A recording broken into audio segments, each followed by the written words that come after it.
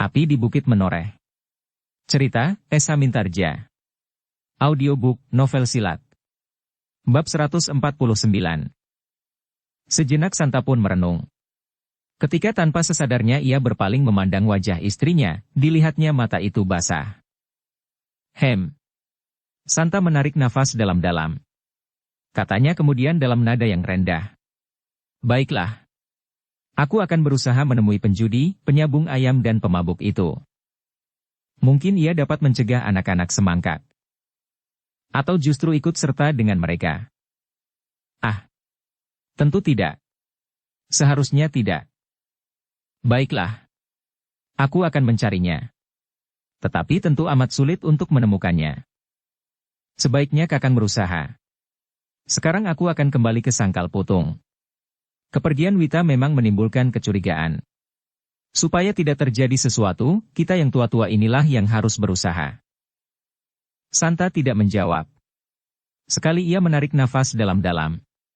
Kemudian ia duduk saja merenung memandang ke kejauhan. Sudahlah, Kakang, berkata adik iparnya. Aku akan segera kembali, supaya kita tidak terlambat. Bukankah Kakang akan segera pergi juga, mencari orang yang mengajari anak-anak semangkak berkelahi itu? Santa mengangguk. Jawabnya kosong. Ya. Aku juga akan pergi. Demikianlah, maka Paman Wita itu pun segera minta diri kepada kakaknya suami istri. Dengan tergesa-gesa, ia meninggalkan semangkak dan kembali ke Sangkal Putung. Dadanya menjadi semakin berdebar-debar, ketika dari kejauhan ia melihat anak-anak muda yang berkumpul di gardu itu sudah berpindah ke sudut desa, sehingga ia pun terpaksa mengambil jalan lain, melintasi pematang yang justru malahan memintas lebih dekat. Meskipun Paman Wita itu lewat di tempat terbuka, namun agaknya anak muda semangkak itu tidak begitu menghiraukannya. Jika mereka mengerti bahwa seseorang dari Sangkal Putung mengetahui persiapan mereka, mungkin mereka akan mengambil suatu sikap.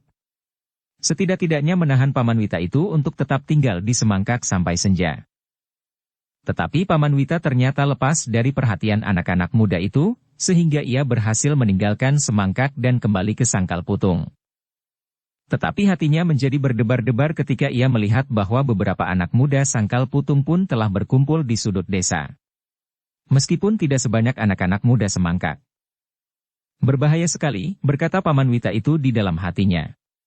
Yang berdiri di sudut desa itu adalah anak-anak muda Sangkal Putung yang baru berkembang.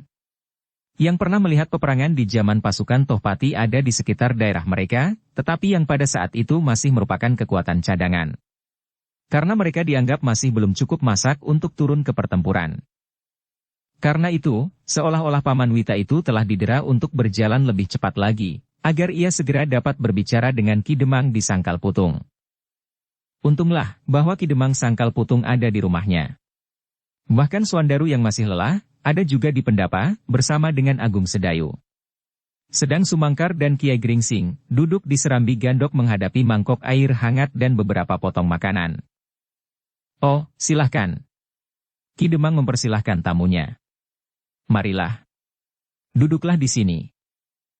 Paman Wita itu pun kemudian duduk di Pendapa. Tetapi nafasnya masih juga terengah-engah, sehingga Ki Demang segera bertanya dengan cemas. Apakah kau sudah pergi ke Semangkak? Aku datang dari Semangkak. Oh, bagaimana dengan Santa? Kakang Santa tidak apa-apa. Tetapi anak-anak muda Semangkaklah yang telah berhasil dipengaruhi oleh Wita. Mereka akan membalas dendam, bertanya Swandaru dengan serta-merta. Paman Wita menganggukkan kepalanya. Gila. Swandaru menggeram. Alangkah bodohnya anak-anak Semangkak. Tidak. Tidak semua anak-anak Semangkak bodoh. Ada juga di antara mereka yang tidak sependapat dengan Wita. Swandaru mengerutkan keningnya. Sementara itu Paman Wita pun menceritakan apa yang telah dilihatnya di Semangkak. Ternyata ada juga ekor dari peristiwa itu, desis Ki Demang. Aku tidak menghendaki terjadi bentrokan antara anak-anak kita di padukuhan induk ini dengan anak-anak Semangkak. Kita perlu menunjukkan kepada mereka bahwa mereka adalah anak-anak yang tidak tahu diri. Desah Agung Sedayu. Tetapi ia tidak melanjutkan kata-katanya. Bahkan Swandarulah yang bertanya. Kenapa? Agung Sedayu menarik nafas. Sejenak dipandanginya wajah Ki Demang, kemudian wajah Suandaru yang bulat. Apa yang akan kau katakan? Bertanya Suandaru kemudian kepada Agung Sedayu. Agung Sedayu tidak segera menjawab. Ia masih memandang Ki Demang sejenak, seolah-olah untuk mendapatkan pertimbangan. Tetapi Ki Demang tampaknya sedang merenungi persoalan yang sedang dihadapinya. Apa yang akan kau katakan? Suandaru mendesak. Kenapa kau menjadi ragu-ragu? Apakah yang akan kau lakukan menghadapi persoalan ini? Bertanya Agung Sedayu kepada Suandaru. Suandaru tidak segera menyahut. Ialah yang kini merenung, sekilas dipandanginya Paman Wita, kemudian ayahnya dan sejenak kemudian, ia menatap wajah Agung Sedayu. Apakah kau juga akan mengumpulkan anak-anak muda Sangkal Putung? Bertanya Agung Sedayu pula. Suandaru masih termangu-mangu. Tetapi ia kemudian menyahut. Anak semangkat itu harus menyadari bahwa merekalah yang sebenarnya bersalah, apabila mereka benar-benar akan datang ke Sangkal Putung untuk membalas dendam. Belum tentu kalau anak-anak semangkat itu bersalah. Mungkin Witalah yang telah memutarbalikkan persoalannya, sehingga kawan-kawannya dapat dihasutnya. Suandaru mengangguk-anggukan kepalanya. Desisnya. Memang mungkin sekali. Itulah sebabnya, kita harus berhati-hati menghadapi keadaan serupa ini. Agung Sedayu berhenti sejenak.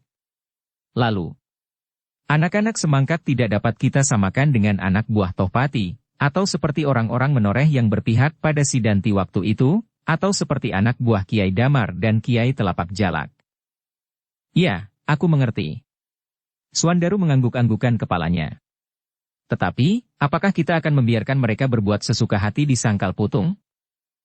Itulah yang harus kita pikirkan. Bagaimana kita mencegah hal itu, tanpa menimbulkan benturan di antara kita, itulah yang penting. Di dalam hal ini, bukanlah masalah harga diri dan bukan sekali-sekali suatu perjuangan mempertahankan hak milik serta kebebasan. Tetapi masalahnya adalah masalah yang tumbuh di sudut lain dari segi-segi kehidupan anak-anak muda. Suandaru tidak menyahut.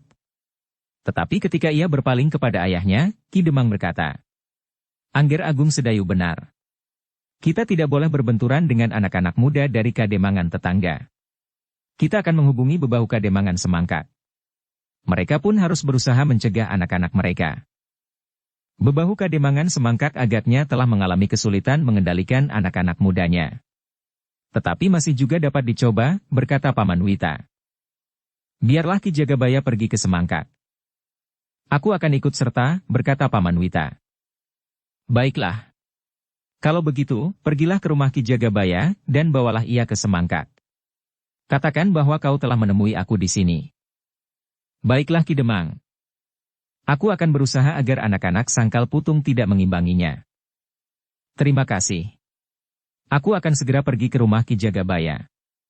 Mudah-mudahan ia ada di rumah. Demikianlah, sepeninggal Paman Wita, Ki Demang dengan prihatin mencoba mencari jalan, agar benturan antara anak-anak muda itu dapat dihindarkan. Namun demikian Ki Demang pun merasa, bahwa sulitlah kiranya untuk menekan perasaan anak-anak muda di Sangkal Putung. Kita harus berusaha, berkata Ki Demang kemudian. Dan sebagian besar dari masalah ini terletak di tanganmu Suandaru.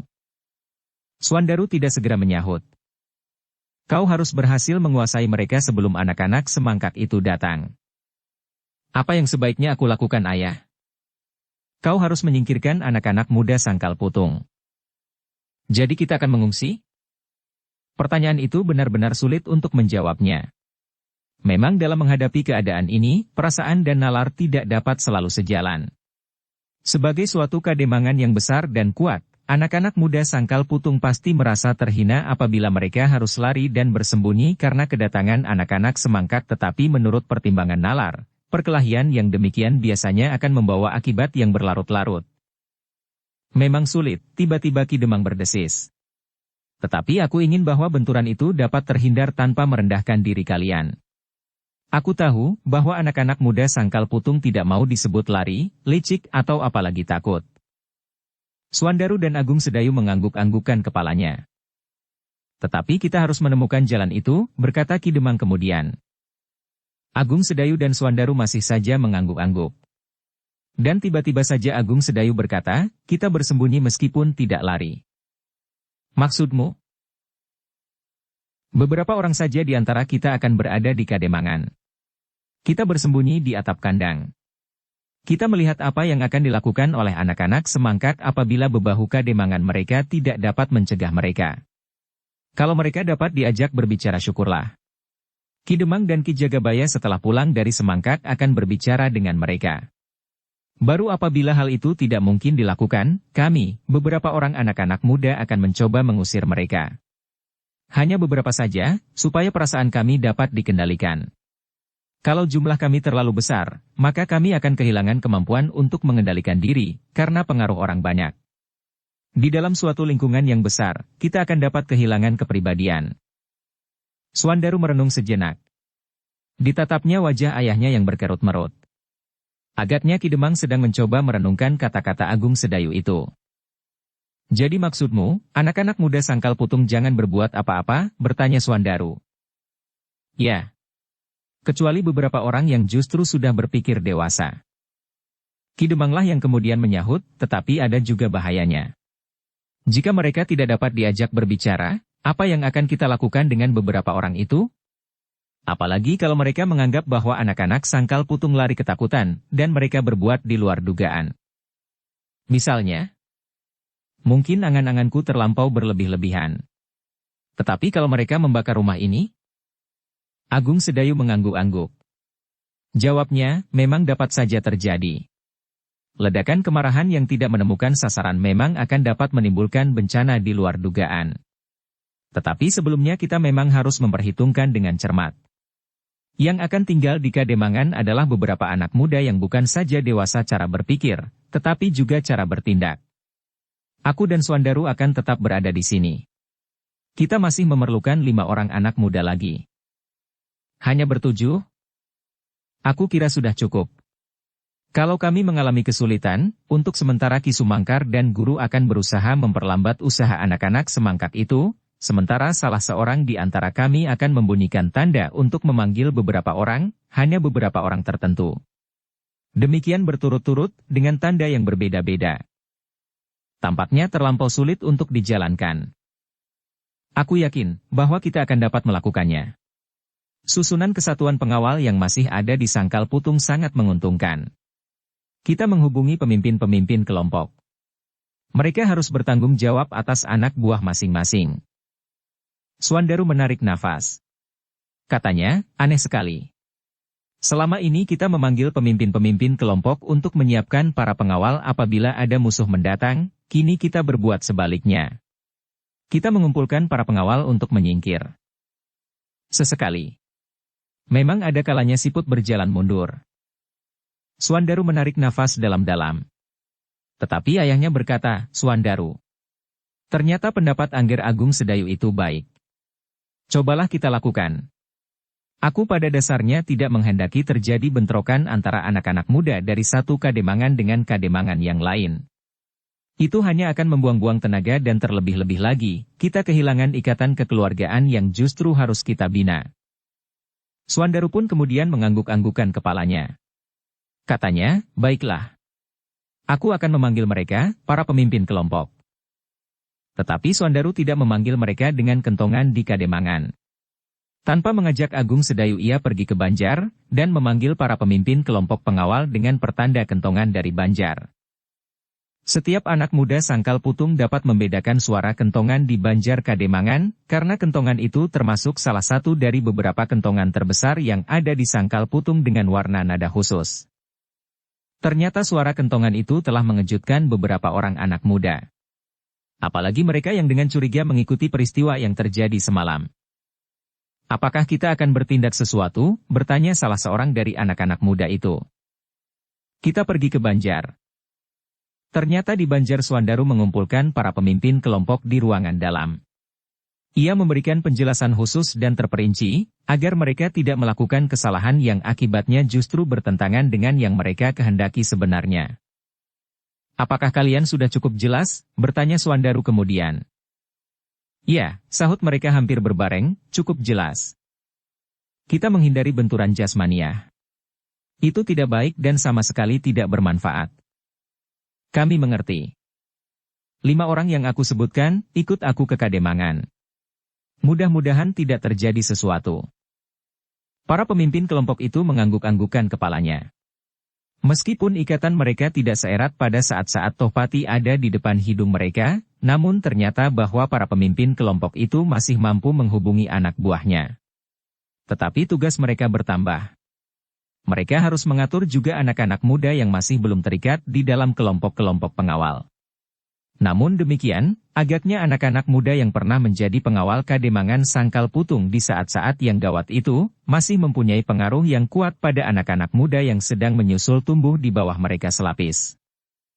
Dalam pada itu, Paman Wita bersama Ki Jagabaya dengan tergesa-gesa pergi ke Semangkak. Mereka bermaksud langsung pergi menemui bebahu Kademangan Semangkak. Tetapi di luar dugaan, ketika mereka memasuki gerbang padukuhan Semangkak tiba-tiba saja mereka berpapasan dengan segerombol anak-anak muda. Di antara mereka terdapat Wita. Paman, wajah Wita menjadi tegang. Pamannya pun menjadi berdebar-debar juga. Dipandanginya Wita yang berada di antara kawan-kawannya, anak-anak muda yang tampaknya sedang dibius oleh dendam yang tidak mereka mengerti sebab yang sebenarnya. Sejenak suasana menjadi tegang. Kawan-kawan Wita berdiri termangu-mangu. Sesekali mereka memandang wajah Wita yang berkerut-merut kemudian memandang wajah orang yang mereka jumpai itu. Baru kemudian Wita bertanya, Paman akan kemana? Paman Wita menjadi bingung sejenak. Tetapi ia menemukan jawaban juga, aku akan menemui ayahmu. Untuk apa? Dijalankan. Aku agak cemas, kau pagi-pagi sekali sudah meninggalkan rumah kami. Jangan-jangan ayahmu menjadi salah paham tentang kau.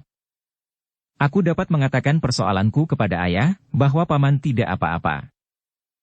Tetapi boleh jadi ayahmu menganggap bahwa kau tidak mau mengatakan persoalan yang sebenarnya. Karena itu, aku akan menemuinya, supaya ayahmu tidak marah kepadaku.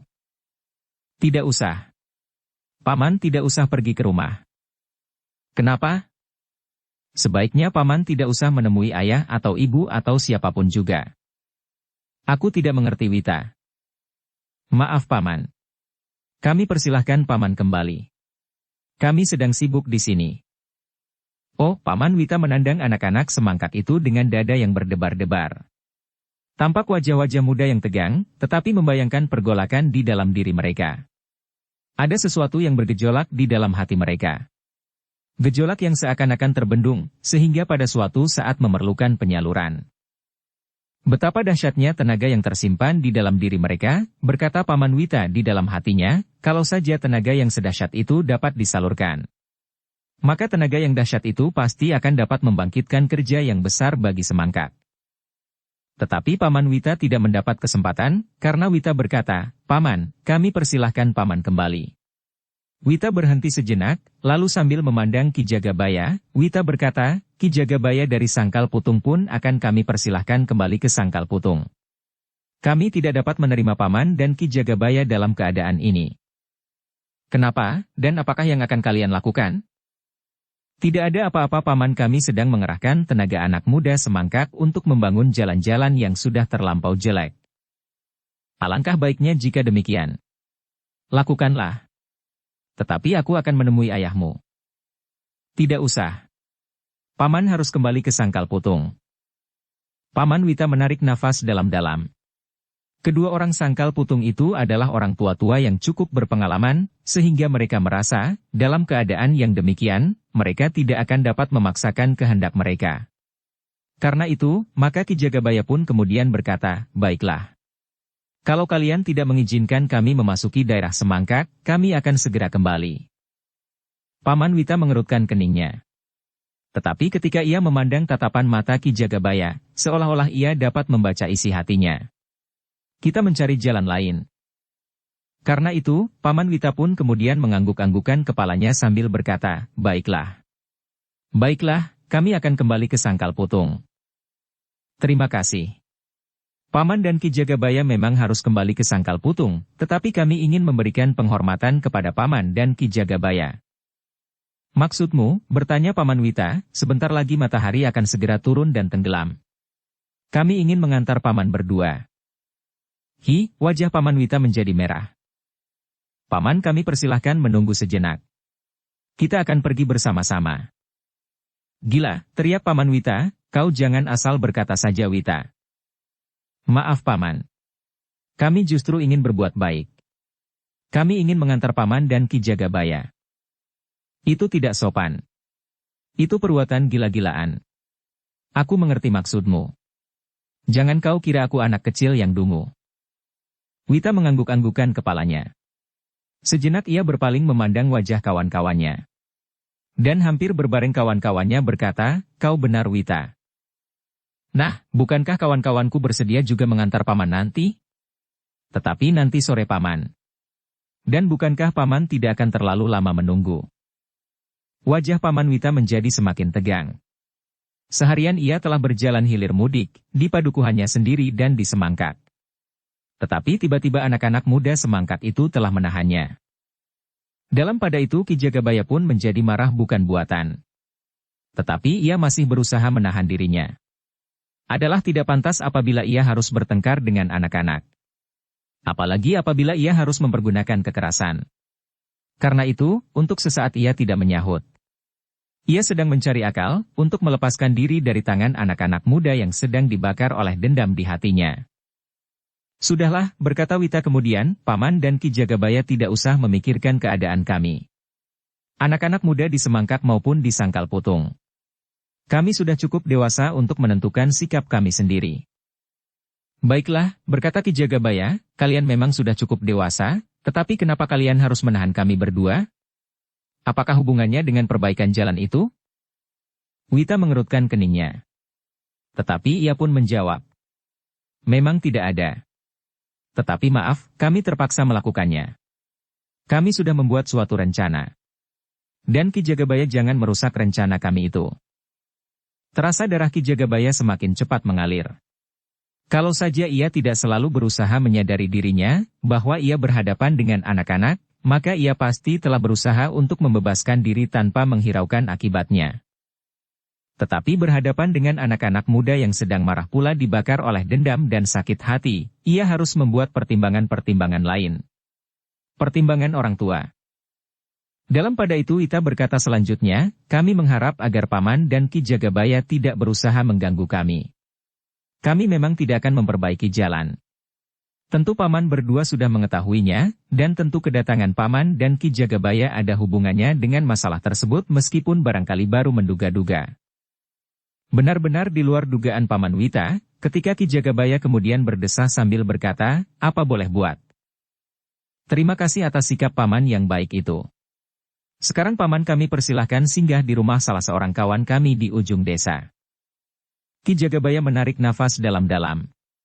Sambil berpaling kepada Paman Wita ia berkata, kita tidak usah membuat ribut-ribut di sini. Sebentar lagi senja akan datang.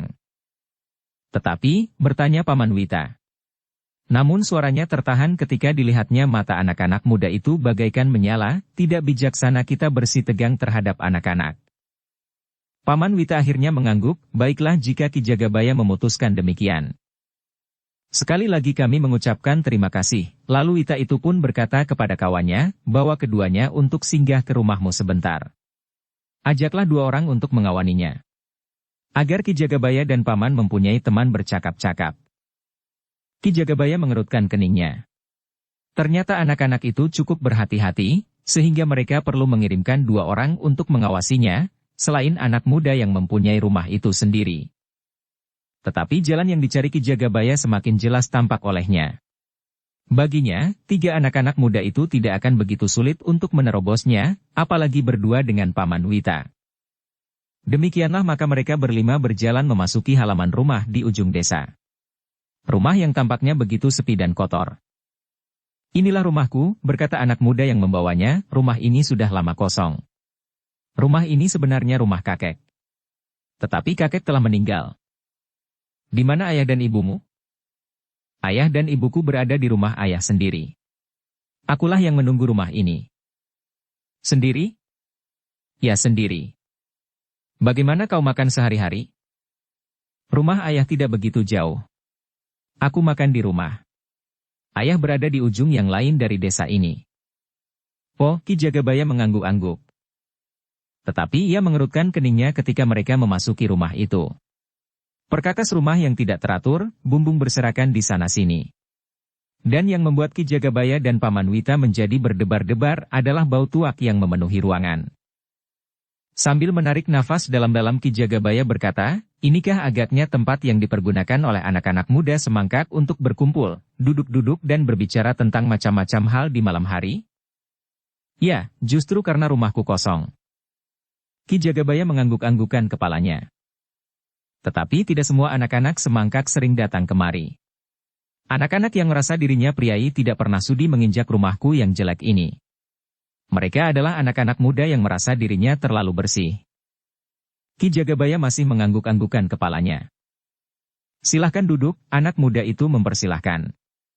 Ki Jagabaya dan Paman Wita pun segera memasuki bagian dalam dari rumah itu. Terasa seakan-akan nafas mereka menjadi sesak oleh udara yang lembab. "Aku akan duduk di serambi saja," berkata Ki Jagabaya. "Maaf Ki Jagabaya," jawab anak muda yang mempunyai rumah itu, "aku biasa menerima tamu di ruang dalam." Ki Jagabaya menarik nafas. Tetapi ia tidak membantah. Dukung channel Novel Silat dengan subscribe, follow, like, komen dan share. Demikianlah mereka duduk di ruang dalam yang gelap. Terasa sinar matahari yang semakin rendah tidak lagi dapat menerobos masuk pintu yang rendah untuk mencapai bagian dalam rumah yang kotor itu, sehingga bau tuak semakin menusuk hidung. "Apakah kalian minum tuak?" tiba-tiba Ki Jagabaya bertanya. Anak-anak muda itu tertawa. Salah seorang dari mereka menjawab, "Setiap laki-laki pantas minum tuak. Dan kalian adalah laki-laki." Tetapi ia tidak membantah. "Ya, kami minum tuak." Ketiga anak-anak muda itu tertawa. Tanpa disadarinya terasa bulu-bulu tengkuk Paman Wita meremang. Ini adalah gambaran hidup Wita sendiri di padukuhannya, sehingga ayahnya mengirimkannya ke Sangkal Putung.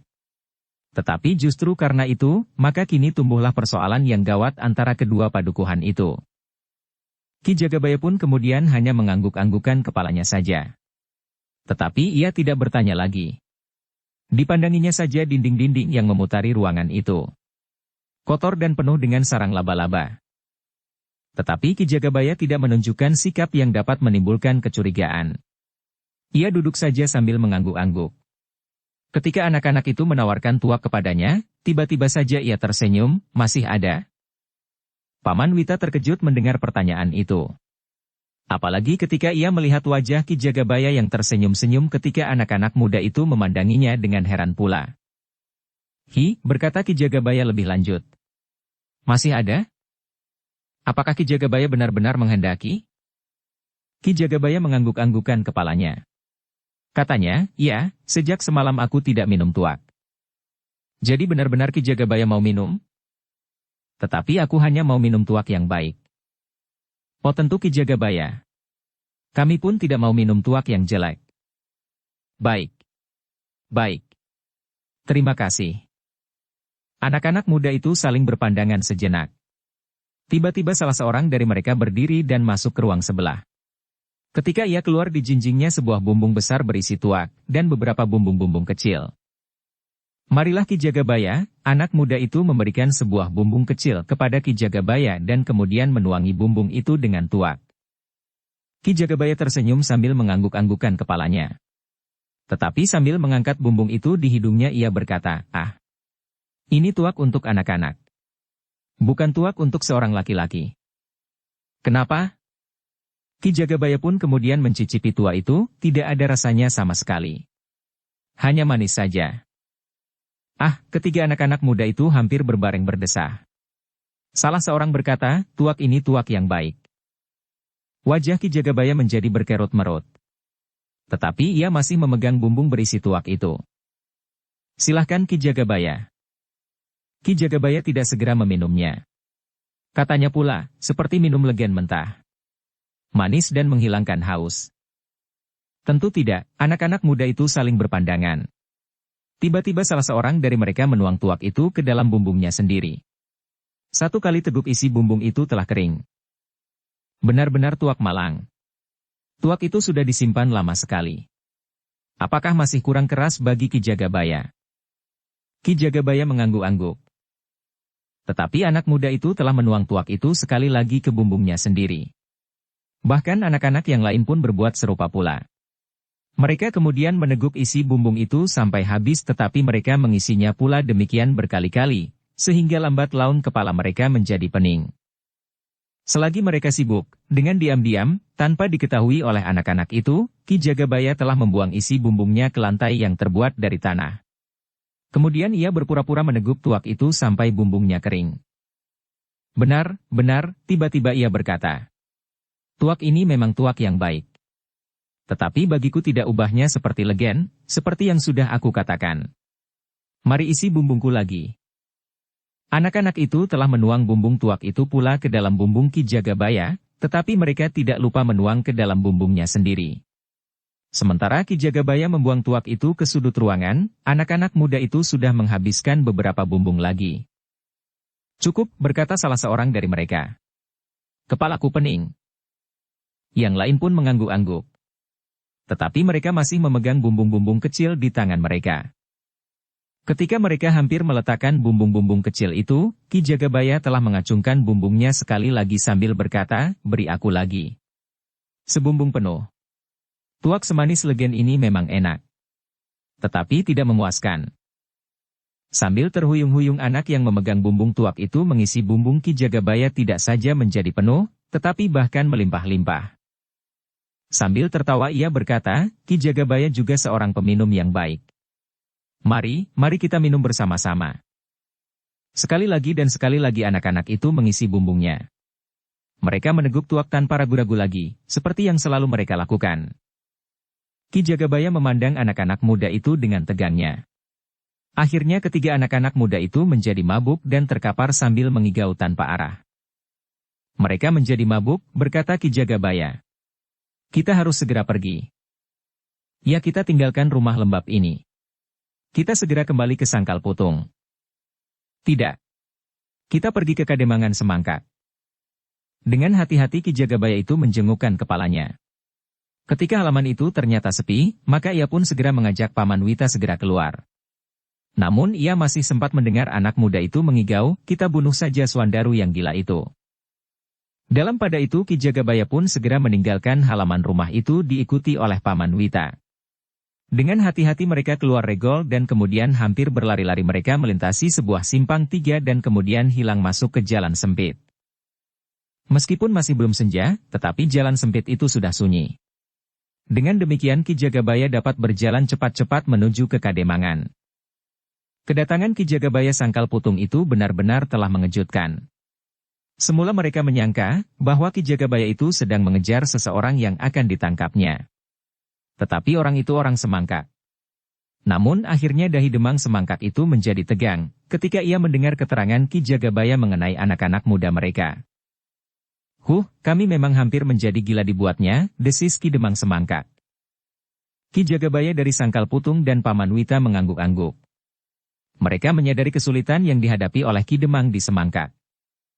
Mereka telah bersiap untuk berangkat, berkata Ki Jagabaya. Tidak semua anak-anak muda bersikap seperti mereka, berkata Ki Demang. Tetapi karena yang lain tidak suka keributan, mereka tidak berbuat apa-apa. Bahkan mereka seakan-akan telah menyingkir dari pergaulan yang suram itu.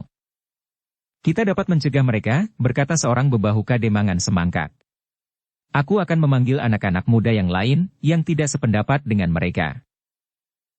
Ki Demang berdesah. Tentu akibatnya tidak menyenangkan. Mereka bahkan akan berkelahi sesama anak-anak Semangkak.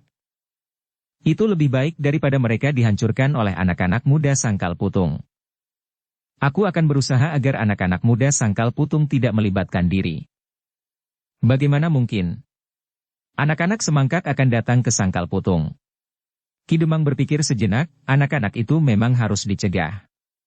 Tetapi tidak bijaksana kalau anak-anak kita harus saling berkelahi. Aku akan mencoba sekali lagi. Tetapi bebahu Kademangan itu menggelengkan kepalanya, apakah hal itu mungkin? Aku akan mencoba. Aku akan memanggil Ki Jagabaya di Semangkak. Silahkan Ki Demang, berkata Ki Jagabaya di Sangkal Putung. Aku akan mendahului.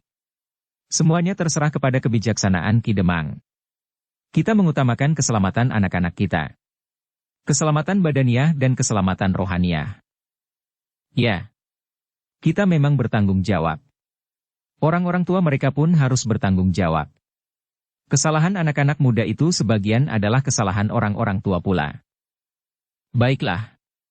Sebelum terjadi sesuatu, aku harus berada di sangkal putung. Silahkan. Aku juga akan segera berbuat sesuatu. Ki Jagabaya dan Paman Wita pun segera meninggalkan Kademangan. Mereka mengambil jalan lain sehingga mereka tidak berpapasan lagi dengan anak-anak muda semangkak yang semakin lama menjadi semakin banyak menjelang senja. Dengan tergesa-gesa Ki Jagabaya meloncati parit kemudian menyelusuri pematang kembali ke sangkal putung. Bekas prajurit yang mengajari anak-anak itu olah kanuragan juga sedang dicari oleh Kakang Santa, berkata Paman Wita, mudah-mudahan ia dapat membantu mencegah persoalan ini. Mudah-mudahan, gumam Ki Jagabaya sambil melangkah lebih cepat lagi. Dalam pada itu, anak-anak yang berkumpul di regol padukuhan semangkak menjadi gelisah ketika matahari menjadi semakin rendah. Mereka seakan-akan tidak sabar lagi menunggu. Ki Jagabaya sudah terlalu lama menunggu, berkata salah seorang dari mereka hampir di luar sadarnya. Biar saja. Sesekali duduk termenung di Kademangan tetangga bersama anak-anak muda. Bagaimana dengan pamanmu, Wita? Bertanya salah seorang kawannya. Ia selalu ingin mencampuri persoalanku. Mudah-mudahan ia menjadi jera, dan tidak lagi merasa lebih berpengaruh atasku dari ayahku sendiri. Kawannya tertawa. Ia akan mengumpat-umpat sepekan tidak ada habis-habisnya. Tetapi kasihan juga kalau ia menjadi sasaran kemarahan anak-anak sangkal putung besok atau lusa. Salahnya sendiri. Tetapi anak-anak sangkal putung pasti tidak akan berani berbuat apa-apa lagi. Mereka harus menyadari bahwa sangkal putung bukan Kademangan terkuat di daerah selatan ini. Mungkin di saat Tohpati berkeliaran di sini, sangkal putung menjadi sasaran. Tetapi itu bukan berarti bahwa anak-anak muda sangkal putung menjadi sekuat prajurit-prajurit Pajang. Dan itu bukan berarti bahwa anak-anak semangkak tidak berbuat apa-apa waktu itu. Sekarang kita akan membuktikan. Kita akan merusak semua gardu di sangkal putung, dan memecah semua kentongan. Swandaru harus menyadari bahwa ia adalah seorang anak muda biasa. Bukan seorang pahlawan besar yang pantas membanggakan diri, gumam salah seorang dari mereka meskipun ia tidak mengenal Swandaru dari dekat. Ketika matahari menjadi semakin rendah, salah seorang dari anak-anak muda itu berkata, senja itu telah datang. Marilah kita bersiap. Kita sudah terlalu lama duduk di sini. Ambil Ki Jagabaya dan Paman, berkata Wita, kita bawa mereka bersama. Mereka akan menyaksikan anak-anak muda kebanggaan mereka itu lari lintang pukang melihat kedatangan kita. Demikianlah dua orang anak muda pergi ke rumah di ujung desa untuk mengambil Ki Jagabaya dan Paman Wita. Tetapi ketika mereka sampai ke rumah itu, mereka menjadi terkejut. Ternyata yang mereka jumpai adalah ketiga kawan-kawan mereka yang sedang tidur karena mabuk tuak. Gila, teriak salah seorang dari kedua anak-anak muda itu. Mereka mabuk tuak. Mari, kita bangunkan mereka. Ki Jagabaya pasti sudah lari. Dengan susah payah maka ketiga anak-anak muda itu dibangunkan. Tetapi karena kesadaran mereka masih belum pulih kembali, maka yang mereka ucapkan pun tidak lebih dari sebuah igauan yang tidak menentu. Kalian sudah gila, bentak kawannya. Di mana Ki Jagabaya dan Paman Wita itu? Anak-anak muda yang baru terbangun itu menggelengkan kepalanya. Kalian yang menunggui mereka di sini. Perlahan-lahan ingatan anak-anak yang mabuk itu merayapi otaknya kembali. Meskipun masih kabur namun mereka mulai teringat kepada Ki Jagabaya dan Paman Wita. Karena itu maka dengan wajah yang tegang salah seorang dari mereka bertanya, ya, di mana Ki Jagabaya? Lari, sahut yang lain. Ia pasti lari. Licik sekali. Ia membuat kita mabuk. Bodoh. Bodoh sekali. Kalian telah mabuk dan membiarkan Ki Jagabaya sangkal putung bersama Paman Wita itu pergi. Mereka akan segera memberitahukan hal ini kepada anak-anak muda sangkal putung sehingga mereka sempat mempersiapkan diri. Gila. Mari kita segera kembali ke regol. Kita harus berangkat sekarang. Demikianlah anak-anak muda itu berlari-lari pergi ke regol padukuhan mereka. Dengan tergesa-gesa mereka memberitahukan bahwa Ki Jagabaya dan Paman Wita telah pergi tanpa diketahui oleh anak-anak yang menjaganya, karena mereka telah mabuk. Berbahaya sekali, desis Wita, jika mereka mencapai sangkal putung, maka anak-anak muda sangkal putung sempat mempersiapkan diri. Kalau begitu kita harus segera berangkat. Meskipun Ki Jagabaya datang lebih dahulu dari kita, tetapi mereka pasti belum sempat mengadakan persiapan apapun untuk menyambut kedatangan kita. Sementara itu kita sudah dapat membuat mereka terkejut dengan membakar gardu-gardu dan menghajar siapapun yang kita jumpai. Mereka masih harus terpencar-pencar. Jika mereka sempat berkumpul, mereka akan dapat menyusun kekuatan. Demikianlah, maka anak-anak muda itu memutuskan untuk segera berangkat. Seperti orang yang pergi berperang, mereka membawa bermacam-macam senjata. Beberapa orang yang melihat mereka meninggalkan padukuhan semangkak menjadi berdebar-debar. Tetapi mereka hanya dapat saling bertanya. Apakah yang akan dilakukan oleh anak-anak muda itu? Sementara itu, Ki Demang di Semangkak setelah memanggil Ki Jagabaya dengan tergesa-gesa pergi pula ke regol padukuhan Semangkak.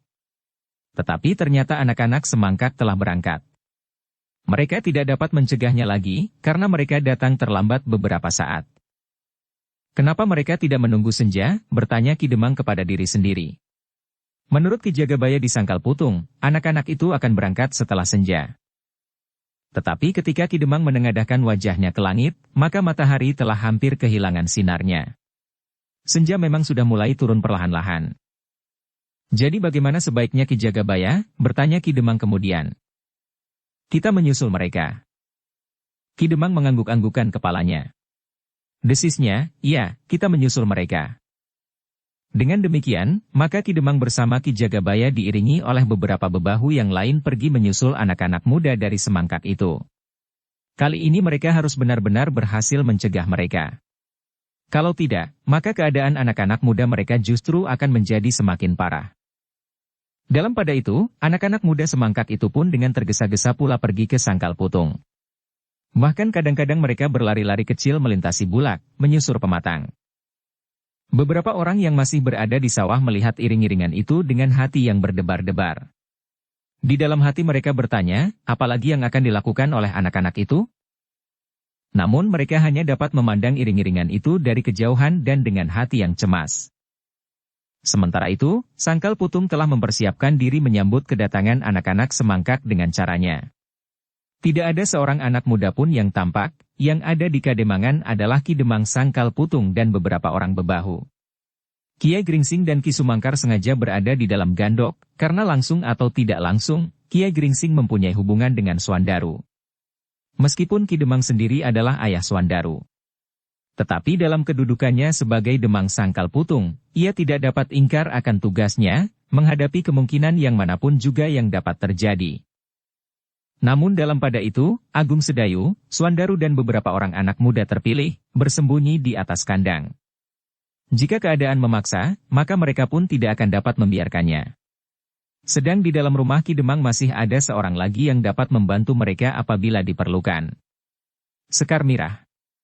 Tetapi bagi Sumangkar, jika tidak memaksa sekali, Sekar Mirah lebih baik berada di dapur daripada ikut di dalam keributan itu. Yang datang lebih dahulu ke Kademangan itu adalah Ki Jagabaya bersama Paman Wita. Mereka dapat sekedar memberikan gambaran apa yang akan dilakukan oleh anak-anak Semangkak itu. Ki Demang menarik nafas dalam-dalam. Katanya, memang terlampau sulit untuk mengendalikan anak-anak yang sudah terlanjur lepas dari ikatan kepribadian kita yang sebenarnya lembut. Kita memang harus berhati-hati. Kalau mereka mengetahui aku melepaskan diri, maka mereka pasti akan segera menyusul. Belum lagi Ki Demang menjawab, maka seorang pengawas datang dengan tergesa-gesa melaporkan bahwa anak-anak muda Semangkak telah datang. Bersembunyilah. Untung kami sempat memberikan penjelasan kepada anak-anak muda dan menenangkan penduduk. Biarlah aku menerimanya. Mereka pasti akan langsung menuju kemari mencari Swandaru, berkata Ki Demang. Bagaimana jika mereka keras kepala dan tidak mau mendengarkan penjelasan Ki Demang? Ki Demang mengangkat bahunya. Sejenak ia memandang Ki Jagabaya, kemudian orang-orang yang ada di sekitarnya. Baru kemudian ia menjawab, kita mengharap mereka akan mendengar penjelasan-penjelasan. Syukurlah kalau pimpinan Kademangan Semangkak sendiri berhasil mencegah mereka. Mereka sudah di ambang pintu Sangkal Putung. Ki Jagabaya menarik nafas dalam-dalam. Kalau pimpinan Kademangannya sendiri tidak dihiraukannya, apalagi pimpinan Kademangan tetangga, terlebih-lebih anak-anak itu memang merasa mempunyai persoalan dengan Sangkal Putung. Dalam kebimbangan itu Ki Demang berkata sekali lagi kepada anak muda yang mengawasi anak-anak semangkak itu. Bersembunyilah. Kawan-kawanmu ada di kandang. Baiklah, desis anak itu. Baru saja ia hilang dari pendapa, terdengar di kejauhan suara anak-anak muda yang berteriak-teriak tidak menentu. Berteriak-teriak seperti orang yang sedang mengejar tupai. Serahkan Suandaru. Serahkan Suandaru. Kalau tidak, sangkal putung menjadi lautan api. Yang mendengar teriakan akan itu menjadi ngeri juga. Anak-anak muda dalam jumlah yang besar beriring-iringan sambil berteriak-teriak di sepanjang jalan sangkal putung. Mereka datang, desis Ki Demang. Ki Jagabaya hanya mengangguk-anggukan kepalanya. Tetapi ia tidak menjawab. Dalam pada itu, anak-anak muda semangkak yang datang di sangkal putung itu merasa bahwa kehadirannya tidak diketahui oleh anak-anak muda sangkal putung. Ternyata tidak ada seorang pun yang menahan kedatangan mereka.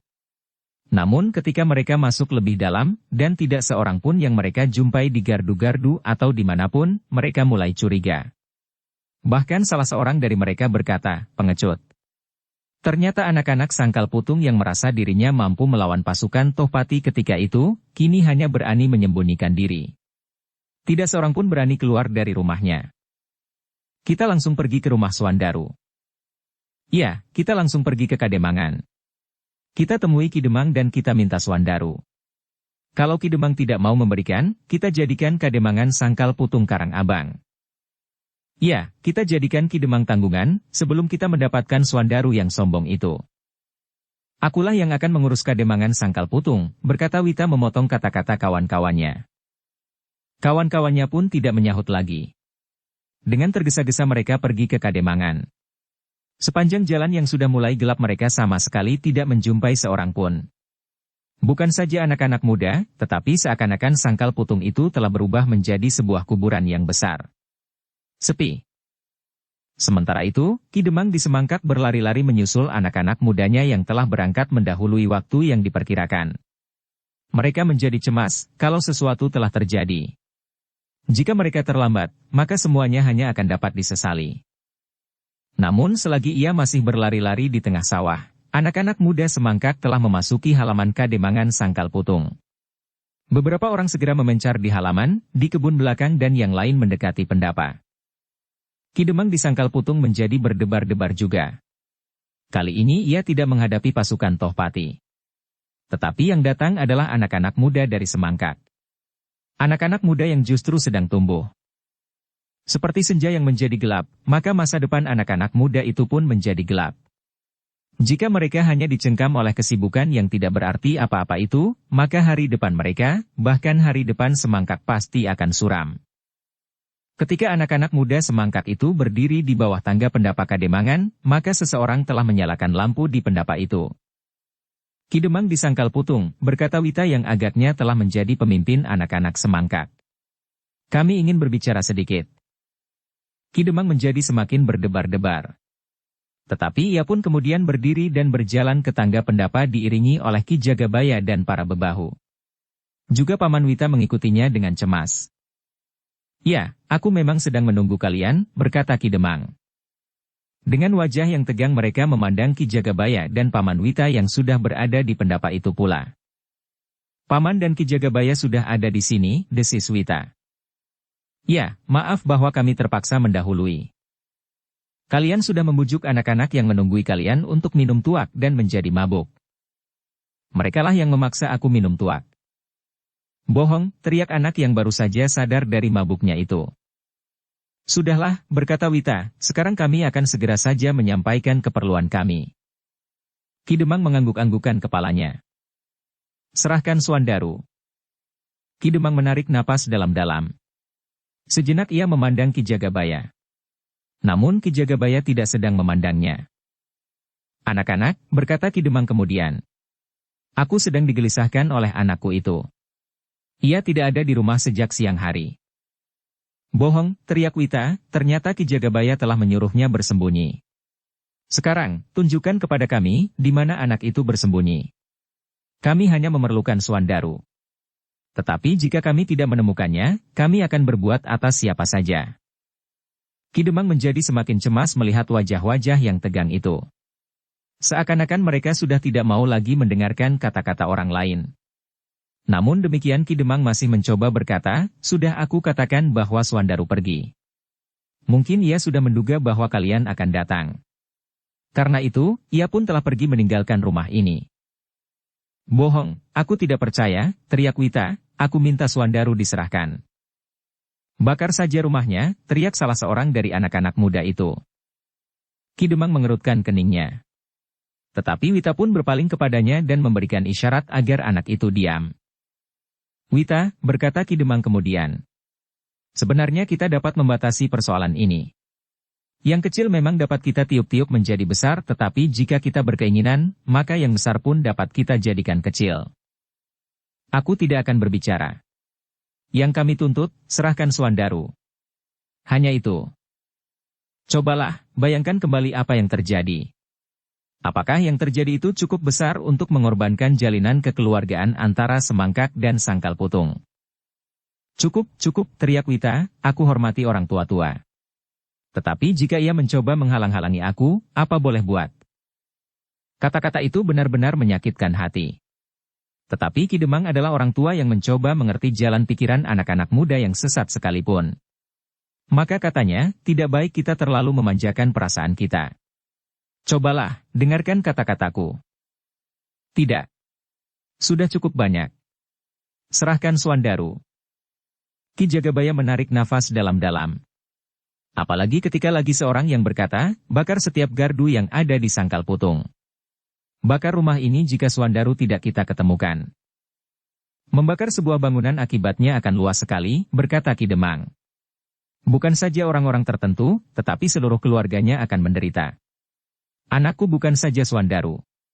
Tetapi aku mempunyai keluarga yang lain yang tidak tahu menahu. Cukup, cukup. Jangan membujuk."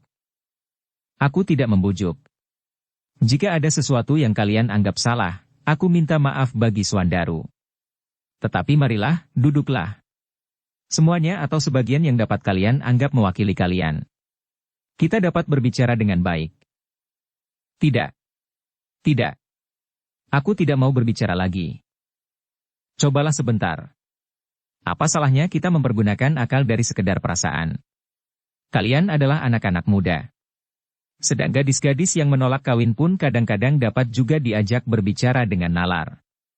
Tentu kalian, laki-laki Semangkak, dapat juga berbicara dengan nalar yang bening." "Diam, diam," Wita membentak. "Ki Demang.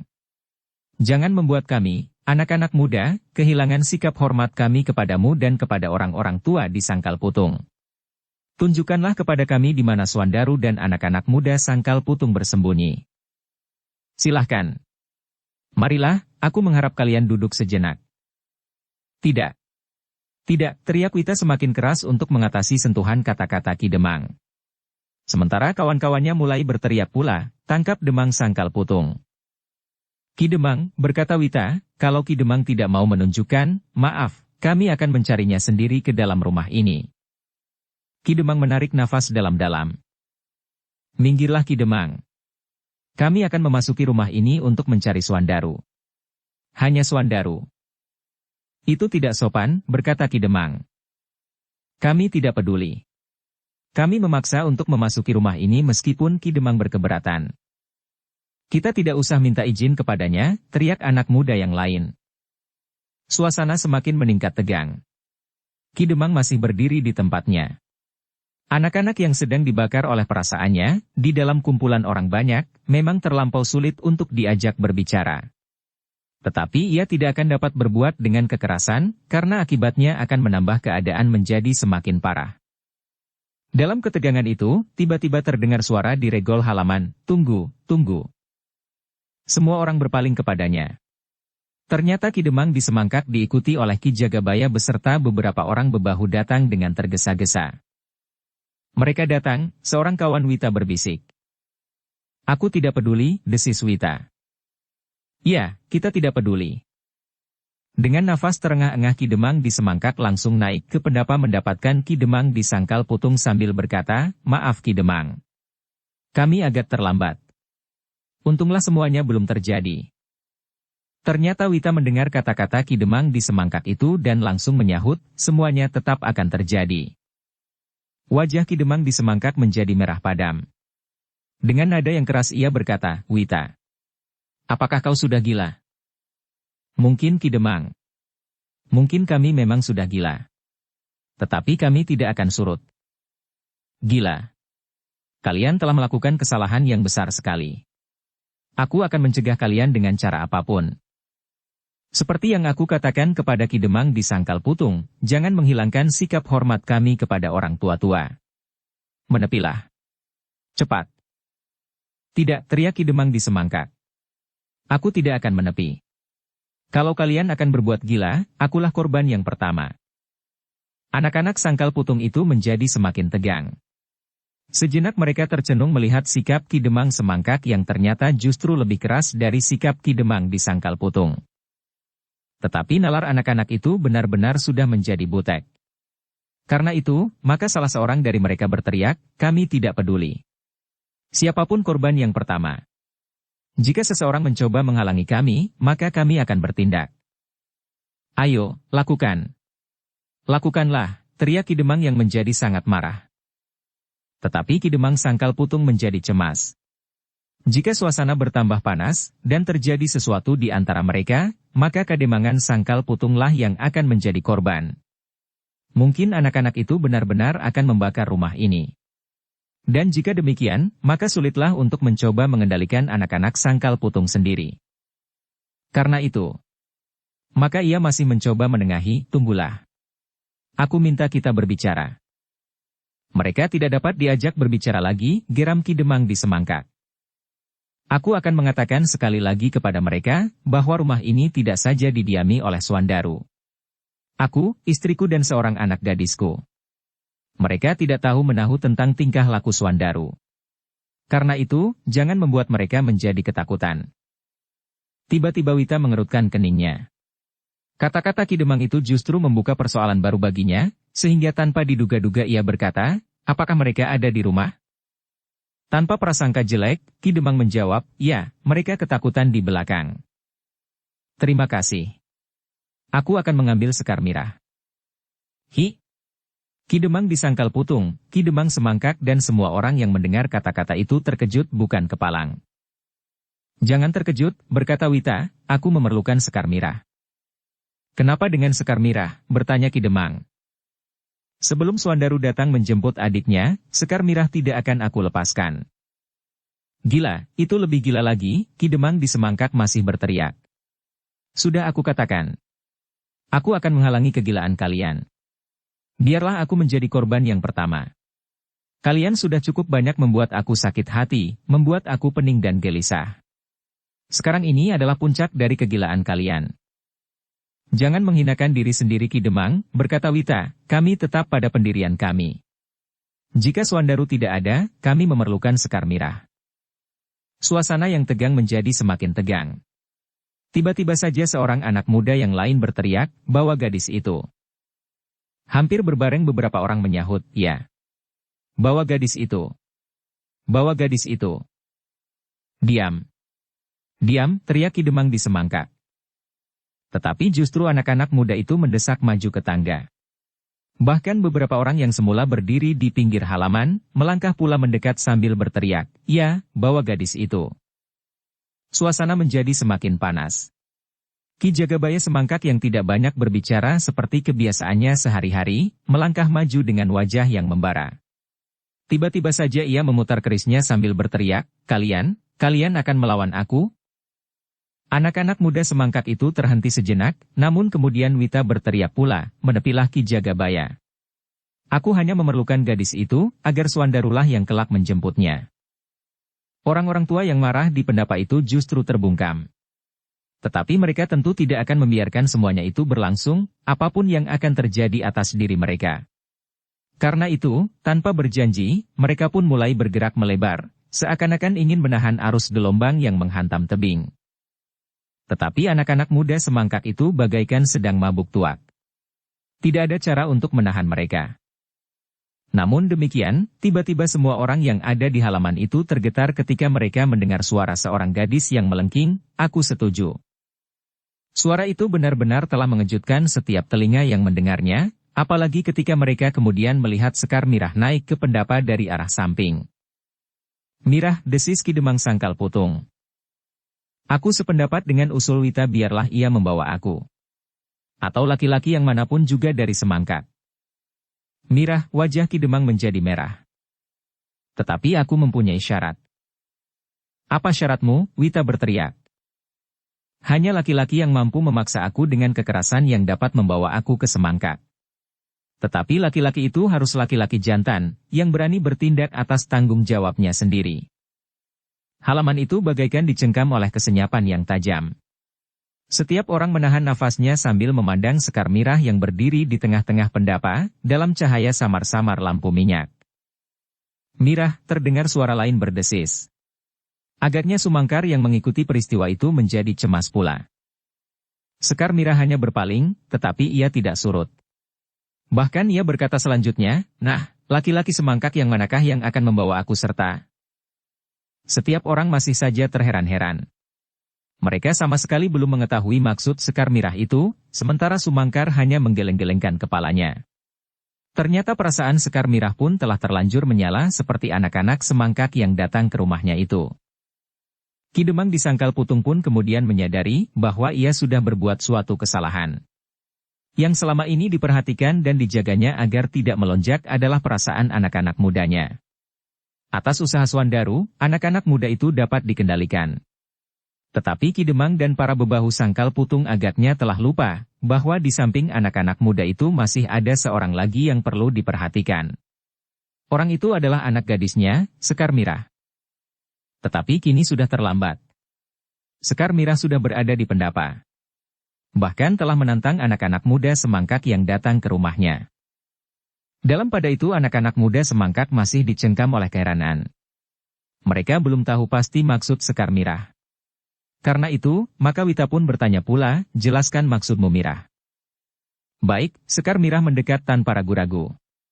Ternyata bahwa pakaian Sekar Mirah membuat anak-anak muda Semangkak semakin heran. Sekar Mirah berpakaian seperti seorang laki-laki. Meskipun ia tidak memakai ikat kepala, tetapi rambutnya telah disanggulnya tinggi-tinggi dan diikatnya erat-erat. "Wita," berkata Sekar Mirah, "kau sudah beberapa lama berada di Sangkal Putung. Tentu tidak akan kami duga bahwa kau pada suatu saat akan datang membawa kawan-kawanmu. Tetapi itu sudah terjadi. Sekarang, kita lanjutkan persetujuan kita. Kalau kau mau membawa aku, bawalah. Tetapi syaratnya, kalau kau dapat mengalahkan aku." Wajah Wita menjadi merah sesaat. Ia sama sekali tidak menyangka bahwa ia mendapat tantangan dari seorang gadis. Dari Sekar Mirah. Dan apalagi ketika Sekar Mirah melanjutkan, "Jika kau menang, taruhannya adalah diriku. Apapun yang akan kau perbuat, karena aku adalah barang taruhan. Tetapi kalau kau kalah, bawa kawan-kawanmu pergi. Kau setuju?" Wita masih berdiri tegang. Di Semangkak ia terhitung anak muda yang mempunyai kelebihan dari kawan-kawannya di antara beberapa orang yang lain yang tidak banyak jumlahnya, tetapi yang justru tidak mau membantunya saat ini. "Kenapa kau diam saja, Wita?" desak Sekar Mirah. Tetapi Wita masih berdiri termangu-mangu. Dalam pada itu Ki Demang Sangkal Putunglah yang bergeser mendekati Sekar Mirah sambil berdesis, "Kau sudah gila, Mirah." Sekar Mirah justru tersenyum sambil berbisik, "Terpaksa, Ayah. Jika tidak demikian, aku kira keadaan akan menjadi semakin buruk." Mereka tidak dapat diajak berbicara lagi. Ki Demang menarik nafas dalam-dalam. Berbeda dengan Ki Demang Sangkal Putung, maka Ki Demang di Semangkak serta bebahu lainnya berdiri saja terheran-heran. Ia tidak mengerti, apakah Sekar Mirah itu bersungguh-sungguh atau suatu cara penyelesaian yang tidak dimengertinya. Tetapi agaknya gadis itu bersungguh-sungguh. Ternyata ia berkata, "Ayo, siapakah yang akan mewakili kalian jika bukan Wita? Aku memberi kesempatan kepada 3 orang anak-anak muda dari Semangkak. Mereka harus berkelahi seorang demi seorang, justru untuk menghormati harga diri kalian. Kemudian kita masing-masing harus memenuhi perjanjian yang telah kita buat. Kalau aku kalah, akulah taruhannya, meskipun aku harus menjadi juru masak atau pekatik kuda sekalipun. Tetapi kalau kalian kalah, kalian harus pergi." Sekar Mirah berhenti sejenak. Beberapa langkah ia maju mendekati anak-anak muda semangkak yang sudah mulai naik tangga pendapa. Cepat, tentukan wakil-wakil kalian. Wita yang ragu-ragu berdiri saja di tempatnya. Dipandanginya Sekar Mirah dengan tatapan mata yang hampir tidak berkedip. Ketika gadis itu berdiri beberapa langkah di hadapannya, ternyata bahwa gadis itu memang terlalu cantik. Selagi Wita masih ragu-ragu, tiba-tiba saja terdengar suara di belakang, "Baik. Aku terima perjanjian itu. Aku akan mewakili kawan-kawanku." "Nah, aku sudah menemukan lawan," berkata Sekar Mirah.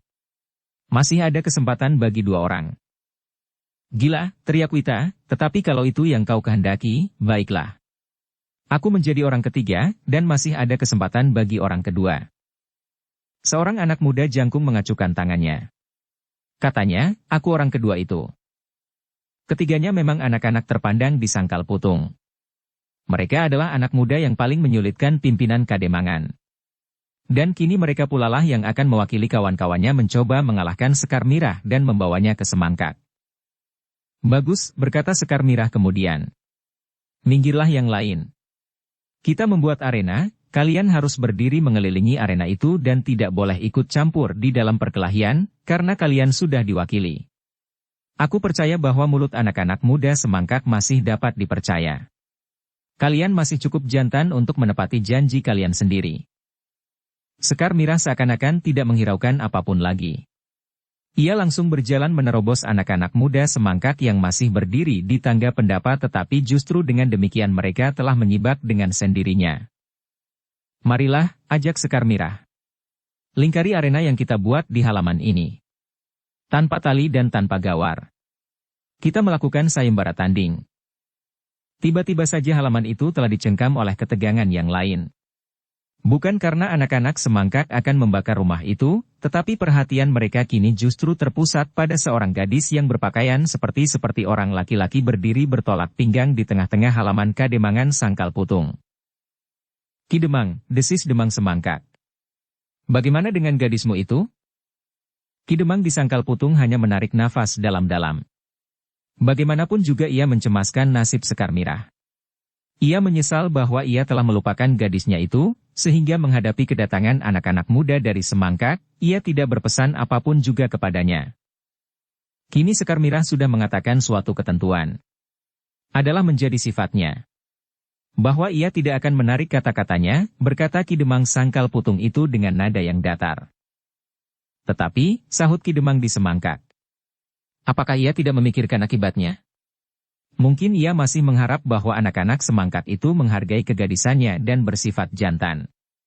Tetapi mereka adalah anak-anak bengal yang tidak berperasaan lagi. Apakah kau tidak mencoba untuk mencegahnya sebelum terlambat? Anak-anak itu pasti akan memperlakukannya seperti yang dikatakannya itu. Bukan sekedar juru masak, atau pekatik kuda, tetapi pasti lebih dari itu. Tebusannya adalah Suandaru sendiri. Mudah-mudahan ia dapat menjaga dirinya," desis Ki Demang Sangkal Putung.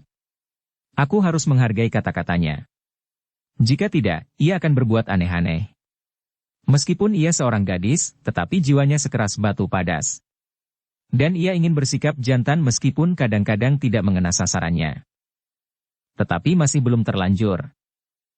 "Terlambat," desis Ki Demang Sangkal Putung. Keduanya dan para bebahu kedua Kademangan itu kini berdiri tegak seperti tonggak. Namun tiba-tiba Ki Demang Sangkal Putung maju menyibakkan anak-anak muda Semangkak yang telah mengelilingi sebuah arena yang cukup luas di dalam gelap yang samar-samar. Sinar lampu minyak di pendapa tidak begitu terasa pengaruhnya, meskipun memberikan bayangan yang kemerah-merahan. Ki Demang dan para bebahu dari kedua Kademangan itu pun kemudian berdiri mengelilingi arena itu pula. Yang berdiri di tengah-tengah lingkaran itu adalah Sekar Mirah dan seorang anak muda Semangkak. Anak muda yang berwajah keras dan bertubuh kekar meskipun tidak begitu tinggi. Rambutnya yang mencuat dari ikat kepalanya yang tidak mapan, bergayutan di belakang telinganya. Bahkan seperti segumpal ijuk yang tidak terpelihara. "Aku akan memboyongmu," desisnya. Kawan-kawannya yang semula tegang, tiba-tiba tertawa melihat tingkah lakunya. Bahkan anak itu berkata selanjutnya, "Kau terlalu cantik untuk menjadi juru dang atau juru pangangsu. Apalagi pekatik kuda. Kau akan menjadi pekatikku saja." Sekali lagi suara tertawa meledak di sekitar arena itu. Kau tentu tidak akan menyesal atas perjanjian yang kau buat sendiri, berkata anak muda itu lebih lanjut, lalu, tetapi kau memang cantik. Aku tidak mengerti, kenapa kau membuat semacam sayembara tanding. Apakah kau sebenarnya memang ingin memilih salah seorang di antara kami tetapi jalan inilah yang dapat kau tempuh? Suara tertawa anak-anak muda semangkak itu bagai meledak. Dan anak muda itu bagaikan mabuk mendengar suara kawan-kawannya, sehingga ia menjadi semakin berani. Nah, sekarang katakanlah bahwa kau sudah kalah. Aku akan membawamu pulang ke semangkak. Aku akan berhenti berkelahi hampir setiap hari aku lakukan. Aku akan tinggal di rumah peninggalan ayah dan ibuku yang kini dipakai oleh ibu tiriku. Aku akan merampasnya kembali dan memberikannya kepadamu. Ketika suara tertawa mengguruh, Ki Demang DL Sangkal Putung sempat menilai anak muda yang seperti kehilangan keseimbangan itu. Ternyata ia mempunyai ibu tiri. Itulah agaknya yang telah menggoncangkan sendi-sendi ketenangan hidup berkeluarga. Dan anak itu mencari pelarian ke tempat yang keliru. Kenapa kau diam saja? Anak itu menjadi semakin berani. Selangkah ia maju, sayang sekali, kalau aku harus berkelahi melawan gadis semanis kau. Apakah kau benar-benar bermaksud berkelahi dalam arti berkelahi? Suara tertawa bagaikan menggetarkan rumah Kademangan. Tetapi suara itu tiba-tiba terputus ketika anak muda yang ada di arena itu mengaduh tertahan. Ternyata Sekar Mirah telah menampar pipinya ketika anak muda itu menjadi semakin dekat. Oh, anak muda itu meloncat mundur, kau memukul? Sekar Mirah tidak menyahut. Tetapi ia menjadi muak melihat tingkah lakunya. Anak muda itu maju selangkah sambil berkata, jadi kau betul-betul ingin berkelahi? Apakah kau sudah berlatih bantingan? Sebelum anak-anak muda yang lain sempat tertawa. Sekali lagi tangan Sekar Mirah telah melekat di pipinya.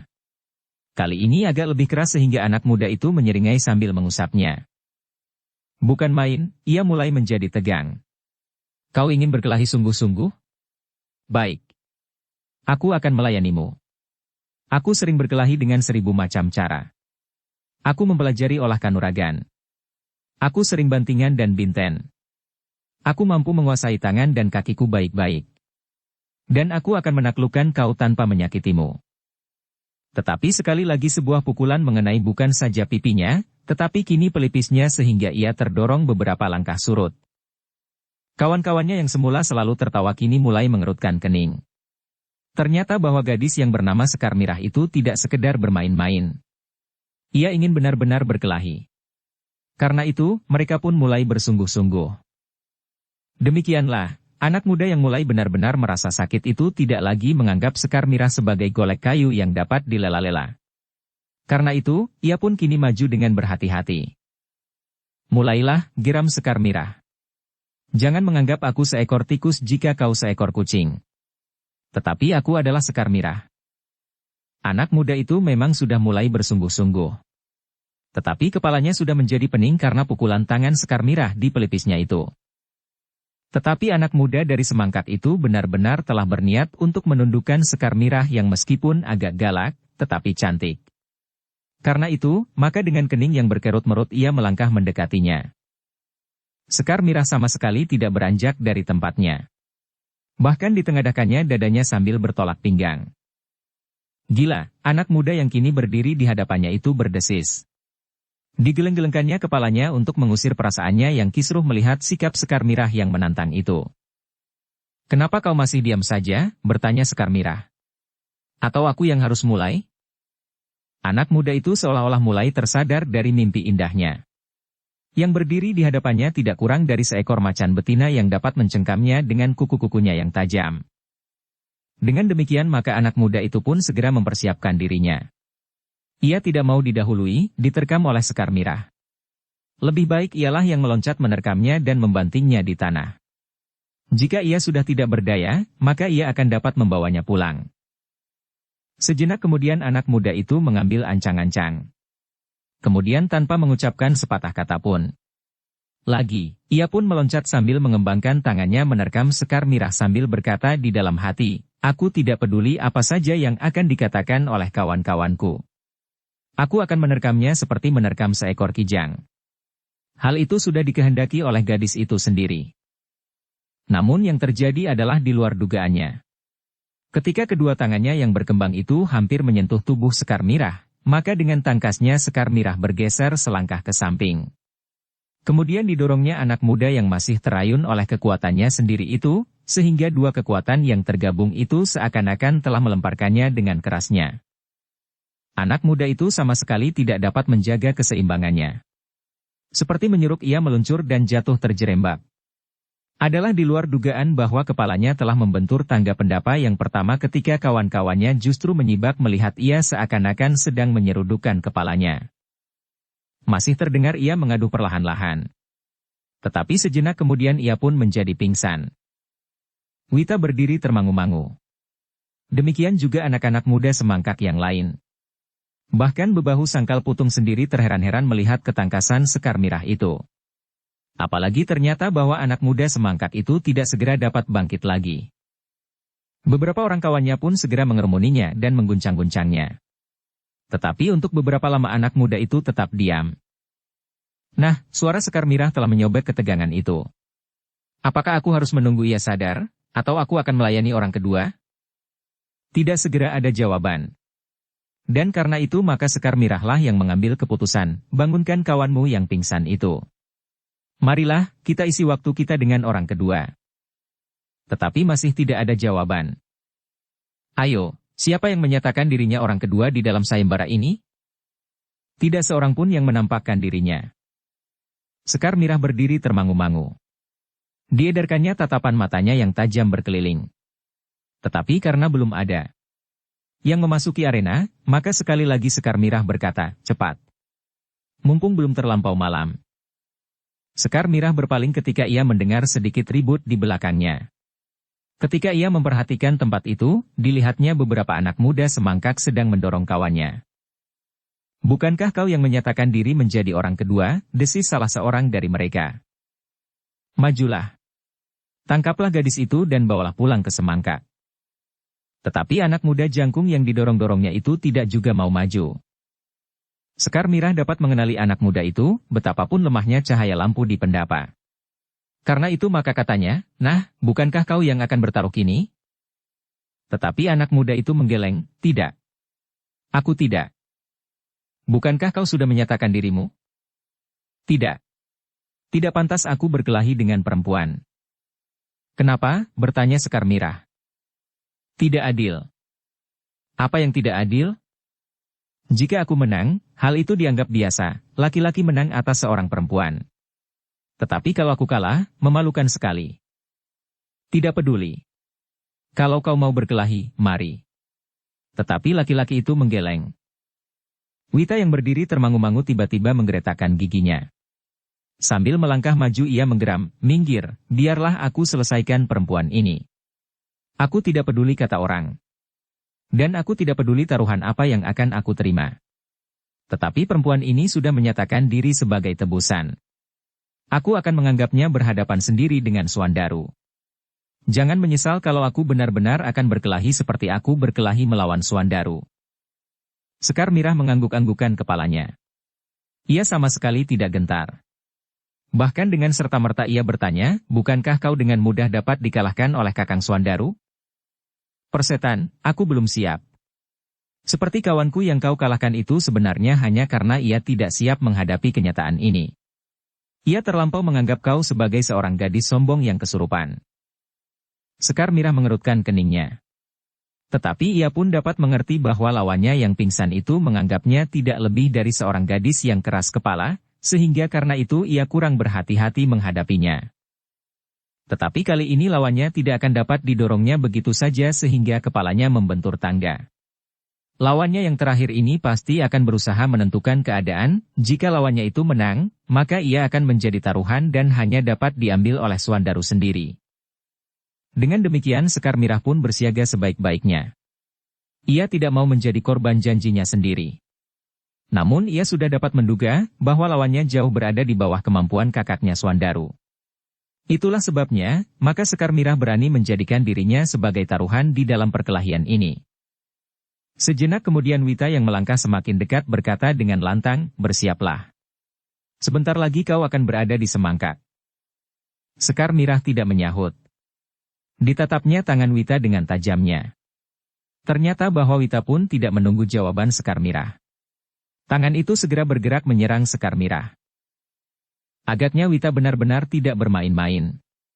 Serangannya datang dengan derasnya menyambar kening Sekar Mirah.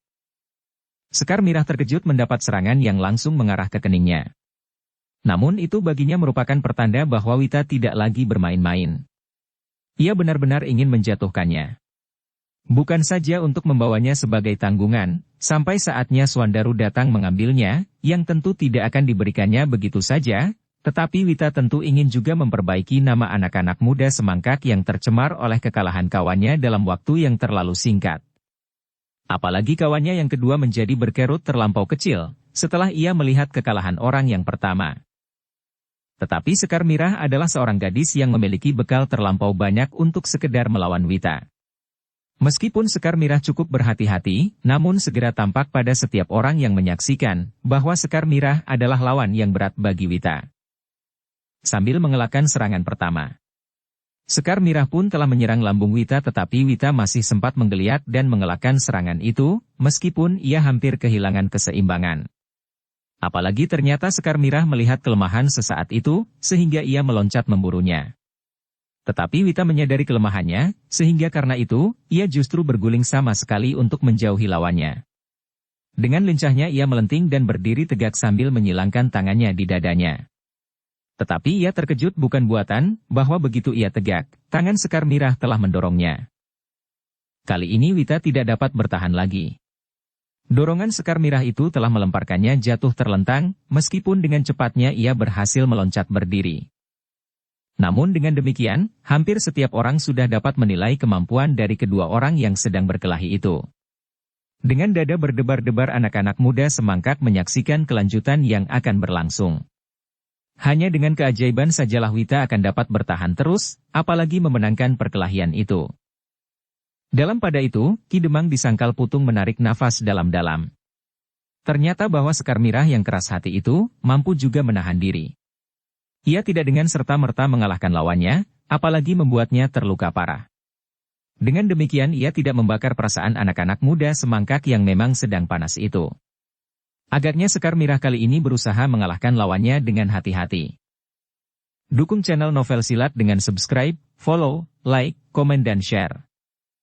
Sementara itu, Swandaru, Agung Sedayu dan beberapa orang kawannya tidak lagi berada di kandang. Selagi halaman Kademangan itu diriuhkan oleh suara tertawa dan teriakan akan liar anak-anak muda Semangkak, sebelum Sekar Mirah mulai berkelahi, anak-anak Semangkak yang tersebar di halaman berlari-larian ingin melihat apa yang terjadi di halaman. Swandaru dan Agung Sedayu beserta kawan-kawannya, yang merasa tidak akan mendapat pengawasan lagi, segera turun dari kandang dan dengan hati-hati menyelinap di dalam kegelapan. Tetapi ternyata bahwa mereka tidak dapat melihat apa yang terjadi di halaman karena anak-anak Semangkak telah melingkari arena sehingga mereka pun segera berusaha memanjat sebatang pohon. Dari atas dahan mereka berhasil menyaksikan bagaimana Sekar Mirah berkelahi melawan Wita. Agung Sedayu menyaksikan perkelahian itu dengan dada berdebar-debar. Bukan karena ia mencemaskan Sekar Mirah bahwa ia akan dapat dikalahkan oleh Wita, tetapi justru karena perasaan Sekar Mirah sendiri yang melonjak-lonjak, yang akan dapat membuat suasana lebih memburuk. Demikianlah perkelahian itu berlangsung semakin seru. Tetapi Wita hampir tidak mendapat kesempatan sama sekali untuk berbuat sesuatu. Semakin lama serangan Sekar Mirah menjadi semakin cepat, meskipun tidak berbahaya. Namun demikian, kadang-kadang wajah Wita menjadi merah padam, apabila beberapa kali ia harus jatuh berguling-guling. Ia tidak menyangka sama sekali bahwa adik Swandaru itu ternyata benar-benar memiliki kemampuan berkelahi. Bahkan kemampuannya berada di atasnya. Tetapi alangkah memalukan sekali kalau ia harus menyerah. Karena itu, Wita menjadi semakin bernafsu. Dikerahkan semua tenaga untuk mencoba memenangkan perkelahian itu. Namun ia sama sekali tidak mempunyai harapan apapun. Karena itu, timbullah sifatnya yang licik. Ia harus berusaha membangkitkan kemarahan anak-anak Semangkak sebelum ia berhasil dikalahkan. Dengan demikian ia tidak akan terlampau terhina oleh kekalahan itu. Ia tidak memikirkan akibat apa yang akan dapat timbul dari kelicikannya itu. Sesaat berikutnya Wita masih berkelahi. Meskipun ia selalu terdesak mundur, namun ia ingin membuat kesan bahwa ia sengaja menjauhi lawannya. Setiap kali ia siap untuk menyerang, tetapi serangan itu diurungkannya. Melihat sikap Wita, Sekar Mirah menjadi termangu-mangu. Ia memang tidak ingin menghinakan anak semangkak itu di hadapan kawan-kawannya dengan berlebih-lebihan. Ia tidak ingin membuat Wita semakin mendendam. Karena itu, ia pun mengurangi tekanannya dan mencoba mengerti maksud lawannya. Tetapi keadaan itu telah dimanfaatkan oleh Wita yang kemudian meloncat surut sambil berkata, ternyata tidak ada untungnya aku berkelahi melawan perempuan. Sekar Mirah pun terhenti pula. Dengan dahi yang berkerut-merut ia memandang Wita dengan tajamnya. Namun ia tidak akan menyangka sama sekali kalau Wita kemudian berteriak, "Hi anak-anak semangkak. Aku tidak mau berkelahi lagi dengan perempuan. Beberapa langkah lagi aku pasti akan dapat menjatuhkannya. Tetapi aku tentu akan ditertawakan orang. Jika aku menang, memang tidak akan ada seorang pun yang mengagumi, tetapi jika aku mengalah, disangkanya aku dapat dikalahkan oleh perempuan. Apalagi jika aku benar-benar kalah. Kali ini aku masih mempunyai belas kasihan kepadanya. Aku sadar, jika gadis itu aku bawa ke semangkak, akibatnya tidak akan baik baginya dan bagi kita sendiri. Karena itu, jangan hiraukan dia, cari Suandaru sampai ketemu. Kalau perlu, bakar saja rumah ini." Tunggu, Sekar Mirah yang mendengar kata-kata Wita itu terkejut. Bahkan Ki Demang dan bebahu dari kedua kademangan itu pun terkejut pula, "Kau licik. Kau kalah, tetapi kau tidak mau mengakui karena kau ingin mengingkari perjanjian yang sudah kita setujui bersama. Semula aku masih mempunyai harga diri. Aku masih mempunyai harga diri. Karena itu aku tidak mau berkelahi melawan perempuan. Tidak. Mari kita teruskan. Kita tepati perjanjian kita. Kalau perlu, kita yakini kemenangan yang terjadi. Kita berkelahi dengan senjata. Kita tentukan siapa yang mati di antara kita. Dengan demikian tidak akan ada yang dapat ditipu lagi, siapa yang sebenarnya kalah dan menang." Tantangan Sekar Mirah itu benar-benar mendebarkan jantung. Agaknya gadis itu benar-benar telah kehilangan kesabaran. Ia merasa telah diingkari oleh anak semangkak itu. Sehingga dengan demikian usahanya untuk mencapai penyelesaian tanpa menimbulkan korban tidak dapat dilakukannya. Bahkan Wita telah dengan licik menghindari akhir dari perkelahian ini. Kemarahan itu tidak dapat ditahankannya lagi, sehingga karena Wita masih termangu-mangu, Sekar Mirah mendesaknya, "Ayo. Kita tegaskan. Siapa yang kalah dan siapa yang menang dengan taruhan nyawa. Tidak saja taruhan wadaku dan sikap jantanmu." Wita masih termangu-mangu. Namun ternyata bahwa ia benar-benar seorang anak muda yang licik, sehingga dengan tidak malu-malu sama sekali ia menjawab, "Aku tidak peduli, tetapi berkelahi dengan perempuan benar-benar telah merendahkan derajatku." Lalu katanya kepada kawan-kawannya, "Ayo, jangan hiraukan perempuan kesurupan itu. Kita cari Suandaru. Tetapi kalau perempuan itu menghalangi, terserah kepada kalian. Apakah kalian akan menangkapnya beramai-ramai atau akan melumpuhkannya, terserah kepada kalian." Darah Sekar Mirah serasa mendidih karenanya. Jika saat itu ia membawa pedang, maka ia pasti sudah mencabut pedangnya. Tetapi karena ia tidak menduga bahwa lawannya adalah orang yang licik, maka ia tidak bersenjata karenanya. Dalam kekalutan itu Sekar Mirah teringat kepada gurunya. Tentu gurunya tidak akan mengizinkan jika ia mempergunakan senjata. Apalagi senjata tongkat berkepala tengkorak itu. Namun ia mengharap juga gurunya berbuat sesuatu untuk meredakan suasana. Atau bahkan memerintahkannya bertempur sama sekali. Sekar Mirah tahu bahwa di halaman rumahnya ada dua orang tua yang pasti tidak akan terlawan. Kiai Gringsing dan Sumangkar. Ia tahu pula bahwa kedua Demang dan bebahu kedua kademangan itu pasti tidak akan membiarkan anak-anak semangkak itu berbuat liar. Selain mereka masih ada juga Suandaru, Agung Sedayu dan beberapa orang anak muda Sangkal Putung yang terpilih di dalam kandang. Tetapi Sekar Mirah pun tahu bahwa bukan penyelesaian dengan cara itulah yang dikehendaki. Namun demikian, apabila keadaan memaksa, apa boleh buat? Dalam pada itu wajah-wajah anak semangkak telah menjadi tegang, seperti wajah Ki Demang dan bebahu dari kedua kademangan itu. Bahkan Ki Jagabaya dari Semangkak sendiri telah menjadi gelisah dan sesekali menatap wajah Ki Demang di Semangkak, seolah-olah menunggu jatuhnya perintah. Dalam ketegangan itu sekali lagi terdengar suara Wita, "Ayo, jangan termangu-mangu. Kita sudah memutuskan untuk mengambil Suandaru, apapun yang akan terjadi." Suandaru sendiri telah menjadi gemetar. Bukan karena ketakutan tetapi kemarahan yang menghentak-hentak dadanya, hampir tidak tertahankan lagi jika setiap kali Agung Sedayu tidak menggamitnya. Hampir saja ia meloncat turun dari dahan yang rendah itu. Namun Agung Sedayu masih berhasil mencegahnya. Tunggu. Kita lihat perkembangan keadaan. Dalam ketegangan itu, tiba-tiba halaman rumah Ki Demang Sangkal Putung itu digetarkan oleh suara tertawa yang berkepanjangan. Semua orang yang berada di halaman itu berpaling. Di dalam keremangan cahaya pelita, seseorang naik ke pendapa sambil tertawa, diiringi oleh beberapa anak muda yang kemudian berdiri saja di tangga. Bersama mereka telah datang pula ayah Wita dan adiknya yang masih kecil itu. Dada Wita berdesir melihat kehadiran mereka. Ia tidak segera mengetahui maksud kehadiran orang yang tertawa itu, apalagi bersama ayah dan adiknya. Ki Demang di semangkak serta bebahunya berdiri termangu-mangu sambil menahan gelora di dada masing-masing. Orang itulah yang telah membuat onar, bisik Ki Jagabaya ke telinga Ki Demang. Ya, ialah yang telah mengajari anak-anak semangkak berkelahi. Kehadirannya akan menambah keruh suasana. Jika ia membela anak yang telah dilatihnya itu, suasana akan bertambah buruk. Apalagi ia membawa beberapa orang anak muda pula, yang agaknya justru lebih matang dari anak-anak ini. Ya, mereka adalah murid-muridnya terdekat. Ki Demang di semangkak menjadi semakin tegang. Tetapi ia sudah bertekad untuk mencegah kegilaan anak-anak muda kademangannya. Apapun yang akan terjadi dan apapun yang akan dikatakan orang atasnya, ia tetap akan berkelahi melawan anak-anak yang sudah tidak dapat dicegahnya dengan kata-kata. Ia yakin bahwa orang-orang Sangkal Putung itu pun pasti akan membantunya, meskipun Ki Demang di semangkak itu menjadi heran, kenapa anak-anak muda Sangkal Putung tidak seorang pun yang nampak. Menilik kemampuan Sekar Mirah, seorang gadis, maka kemampuan anak-anak mudanya pasti akan menggetarkan jantung. Tetapi Ki Demang pun menduga bahwa anak-anak itu dengan sengaja telah disingkirkan sekedar untuk menghindari bentrokan. Bukan karena anak-anak Sangkal Putung menjadi ketakutan dan bersembunyi. Suara tertawa itu pun semakin mereda. Bahkan kemudian berhenti dengan tiba-tiba.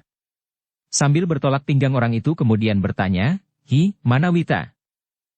Wita berdiri termangu-mangu di tempatnya. "Hah, jangan bersembunyi. Kemari. Kemari." Wita masih berdiri mematung di tempatnya. "Wita, kemari. Ini ayahmu mencarimu." Wita sama sekali tidak beranjak. "Ternyata kau benar-benar seorang anak muda yang berani. Kau tidak mau dihinakan oleh Suandaru, dan sekarang kau datang untuk menuntut balas." Kata-kata itu benar-benar telah menegangkan jantung Suandaru yang meskipun amat lamat, dapat mendengarnya juga. Tetapi sekali lagi Agung Sedayu menggamitnya. "Aku bunuh orang gila itu," desis Suandaru. "Tunggu," sahut Agung Sedayu. Dalam pada itu orang yang berdiri di bibir pendapa berkata lagi, "Tetapi sayang, bahwa kau bukan seorang laki-laki jantan. Kau hanya berani melakukan pembalasan beramai-ramai seperti nonton wayang beber. Tetapi kau tidak berani menengadahkan dadamu." Orang itu berhenti sejenak, lalu, "Apalagi setelah aku melihat kekalahanmu dari Sekar Mirah. Aku menjadi sangat malu." Wajah Wita menjadi merah padam. Dengan serta-merta ia menjawab, "Aku belum kalah." Orang itu tertawa meledak sehingga tubuhnya terguncang-guncang. Katanya ketika suara tertawanya mereda, "Kau dapat menipu adikmu yang kecil itu. Tetapi kau tidak dapat menipu aku. Kau kalah. Kalah mutlak." Tiba-tiba suaranya meninggi dan bersungguh-sungguh. "Wita, aku tidak malu karena kau kalah. Adalah wajar kalau kau kalah karena bekalmu terlampau sedikit dibandingkan dengan gadis itu. Tetapi yang membuat aku sangat malu adalah bahwa kau justru tidak mau mengakui kekalahan itu." Lalu suaranya bertambah keras, bahkan membentak-bentak, "Ternyata kau sudah gila. Kau sama sekali tidak dapat dianggap seorang yang baik di dalam segala hal. Selagi kau sudah kalah mutlak, kau masih mengelak, dan menganjurkan membakar rumah ini. Itu gila, gila sekali." Ia berhenti sejenak. Suaranya menjadi bergetar, karena ia berusaha menahan perasaannya yang meluap-luap. "Kedatanganmu ke Sangkal Putung bersama tikus-tikus dungu itu sudah membuat aku sangat kecewa. Itukah hasil yang kalian peroleh dari ajaran ejaan olah kanuragan yang aku berikan? Aku mengakui bahwa aku tidak menilik kau seorang demi seorang dari segi sikap dan sifat.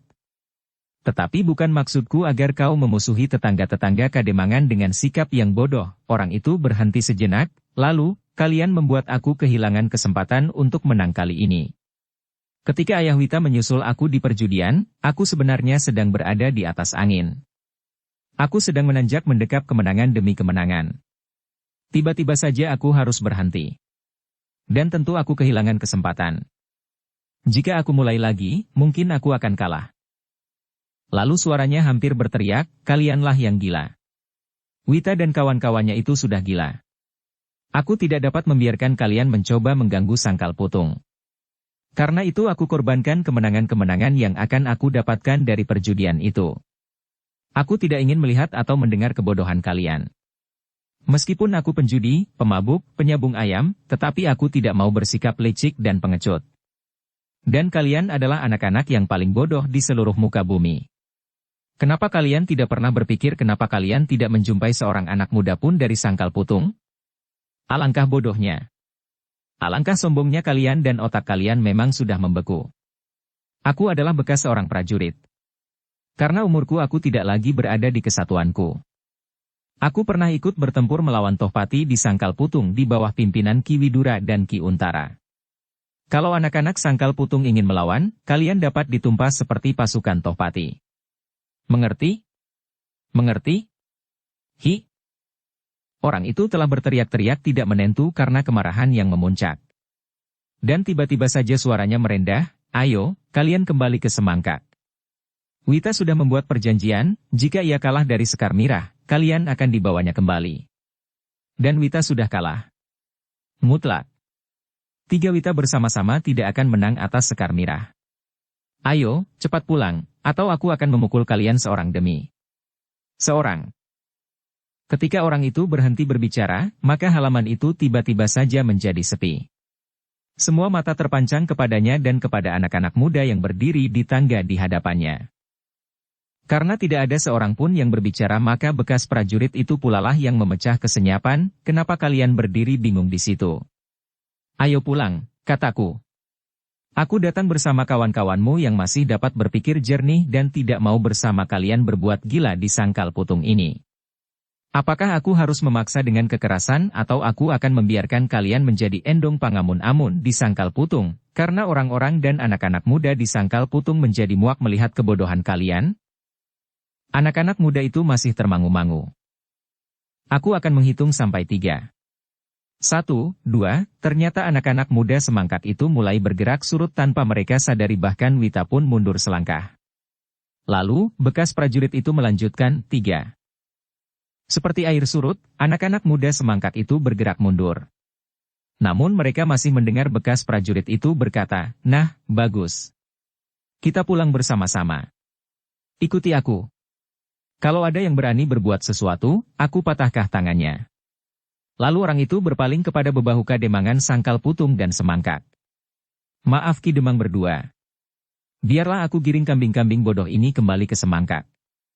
Mereka sudah merampas kesempatanku untuk menang lebih banyak. Jika aku kembali ke perjudian, mungkin aku akan kalah. Seandainya Ayah Wita tidak mencari aku dan aku tidak perlu meninggalkan perjudian, mungkin besok aku sudah menjadi seorang yang kaya raya. Terima kasih atas pengorbananmu, jawab Ki Demang di Semangkak. Mudah-mudahan anak-anak asuhanmu itu tidak menjadi bengal lagi. Aku akan mengawasinya baik-baik. Demikianlah maka bekas prajurit itu telah menggiring anak-anak Semangkak kembali ke Kademangan mereka. Mereka tidak dapat berbuat lain daripada mematuhi perintah itu. Bagaimanapun juga mereka harus memperhitungkan jumlah lawan mereka yang semakin banyak. Dan lawan yang terutama adalah kawan-kawan mereka sendiri dari Semangkak yang justru mereka segani bersama bekas prajurit yang selama ini mereka anggap sebagai guru mereka. Dengan dada yang berdebar-debar anak Semangkak itu melangkah perlahan-lahan meninggalkan Kademangan. Apapun yang bergejolak di dalam hati, namun mereka harus kembali ke Semangkak. Wita yang berjalan di paling depan menundukkan kepalanya. Ia pun harus mundur meskipun hatinya sebenarnya memberontak. Ia ingin melihat Kademangan Sangkal Putung menjadi bosah basah dan menemukan Swandaru yang bersembunyi ketakutan.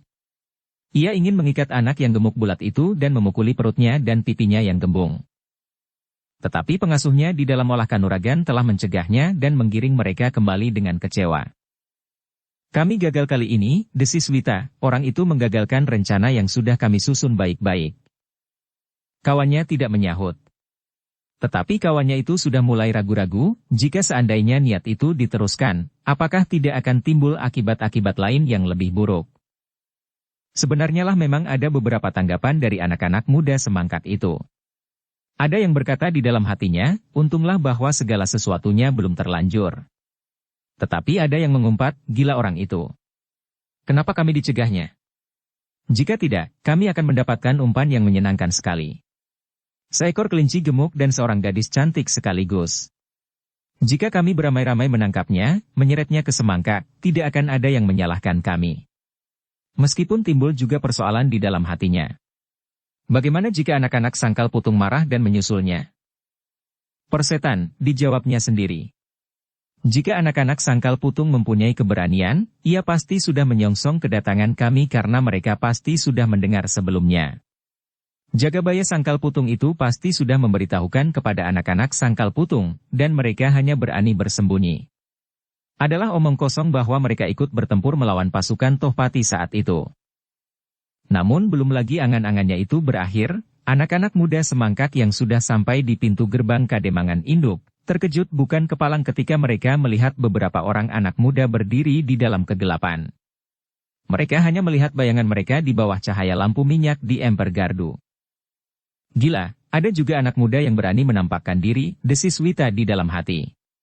Tanpa sesadarnya ia berpaling. Di ujung belakang iring-iringan anak-anak semangkak itu terdapat pengasuhnya di dalam olah kanuragan, dan kawan-kawannya dari semangkak yang memang agak mereka segani. Jika tidak ada mereka, anak-anak sangkal putung yang ada di gardu itu dapat menjadi sasaran yang menyenangkan setelah kami dikecewakan habis-habisan. Wita hanya dapat menggeretakkan giginya. Tetapi rasa-rasanya tangannya memang menjadi gatal. Bahkan ia berkata kepada diri sendiri, apa boleh buat? Apakah aku dapat menyeret salah seorang dari mereka tanpa ribut-ribut? Namun ternyata anak-anak muda sangkal putung yang melihat iring-iringan itu lewat, segera menyingkir menepi, mereka meloncati parit di luar padukuhan dan berdiri di seberang parit. Tetapi, dada anak-anak semangkak itu tiba-tiba bergetar dahsyat sekali. Ketika mereka keluar dari padukuhan itu, barulah mereka melihat suatu kenyataan tentang anak-anak muda sangkal putung. Yang berdiri di luar padesan, di seberang parit itu, bukannya sekedar anak-anak muda yang dilihatnya pada cahaya lampu minyak di gardu di sudut halaman, sehingga apabila timbul niat salah seorang dari mereka untuk membakar gardu itu, maka niat itu harus dipikirkannya berulang kali. Ketika mereka mula-mula memandang ke dalam gelap, setelah mereka melintasi sinar pelita di gardu, mereka menjadi termangu-mangu seakan-akan mereka melihat tanaman di sawah, di luar padesan itu tumbuh demikian rapatnya setinggi tubuh manusia. Bahkan hampir seperti sebuah dinding yang membujur di sebelah parit. Namun kemudian barulah dapat mereka lihat dengan jelas, setelah mereka pun ada di bulak itu. Yang mereka lihat sama sekali bukan tanaman jagung raksasa yang rapat berhimpit-himpitan, bukan pula sebuah dinding batu di pinggir parit, tetapi yang mereka lihat adalah anak-anak muda sangkal putung yang berdiri berjajar rapat di sebelah menyebelah jalan. Darah anak-anak muda semangkak itu bagaikan berhenti mengalir. Mereka tidak dapat mengirakan berapa jumlah anak-anak muda sangkal putung itu. Mungkin 4 atau 5 kali lipat jumlah mereka. Tetapi ternyata anak-anak muda sangkal putung itu tidak berbuat apa-apa. Mereka hanya berdiri saja seakan-akan membeku. Ketika anak-anak semangkak menyadari bahwa di sebelah menyebelah mereka berdiri anak-anak sangkal putung dalam jumlah yang tidak mereka duga, terasa betapa kecutnya hati mereka. Anak-anak bengal yang semula membusungkan dada, menjadi semakin berkerut melihat kenyataan itu. Mereka mulai ragu-ragu sejak seorang gadis bernama Sekar Mirah dengan mudahnya berhasil mengalahkan anak-anak muda semangkak yang mereka anggap anak-anak terbaik di kalangan mereka. Apalagi kini mereka melihat anak-anak mudanya dalam jumlah yang tidak dapat mereka perkirakan. Wita sendiri yang berjalan di depan rasa-rasanya hampir tidak lagi dapat mengangkat kakinya. Kakinya itu seakan-akan menjadi berat, dan meskipun ia melangkah terus, tetapi seakan-akan ia tidak bergerak maju. Setiap kali ia memandang dengan sudut matanya, masih saja dilihatnya bayangan hitam yang berderet di seberang parit. Gila, mereka memang gila, ia menggeram di dalam hatinya. Namun ia dapat juga berpikir, jika seorang gadis dapat mengalahkan aku, Apa saja yang dapat dilakukan oleh anak-anak muda Sangkal Putung itu? Wita terkejut ketika tiba-tiba saja ia mendengar suara di belakang iring-iringan anak-anak semangkak itu. Hah, ternyata dugaanku benar. Anak-anak Sangkal Putung yang sekarang masih seperti anak-anak mudanya pada masa-masa Tohpati ada di mulut gerbang Kademangan kalian. Hi, apakah masih ada di antara kalian yang mengenal aku? Tidak terdengar jawaban. Siapakah yang masih mengenal aku? Di mana Suandaru? Baru kemudian terdengar jawaban, ia berada di rumahnya. Di rumahnya? Jadi ia berada di Kademangan? Ya. Ia sudah siap melindungi rumahnya jika terjadi sesuatu bersama Agung Sedayu. Maksudmu adik Senapati Untara?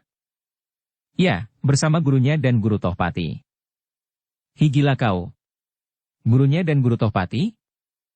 Ya, Kiai Gringsing dan Paman Guru Tohpati, Sumangkar. Bukan main, bekas prajurit Pajang itu mengangguk-angguk. Lalu, terima kasih atas kebaikan hati kalian. Ternyata kalian bersikap cukup dewasa. Kalian tidak terpancing oleh kebodohan anakku ini. Dan kalian telah menang tanpa mengalahkan kami. Anak-anak muda Sangkal Putung itu tidak menjawab. Namun terdengar anak muda yang lain berkata, selamat jalan, mudah-mudahan hal yang serupa tidak terulang lagi. Terima kasih. Terima kasih. Aku akan menjaganya. Seharusnya aku menang di perjudian malam ini. Hari ini adalah hari yang paling baik bagiku. Tetapi lewat tengah malam, Kabegjan itu sudah beralih pada orang lain. Lalu ia pun mengumpat, anak setan. Kalian sudah mengganggu kemujuranku malam ini. Anak-anak semangkat itu berjalan sambil menundukkan kepalanya. Hati mereka memang sudah berkerut.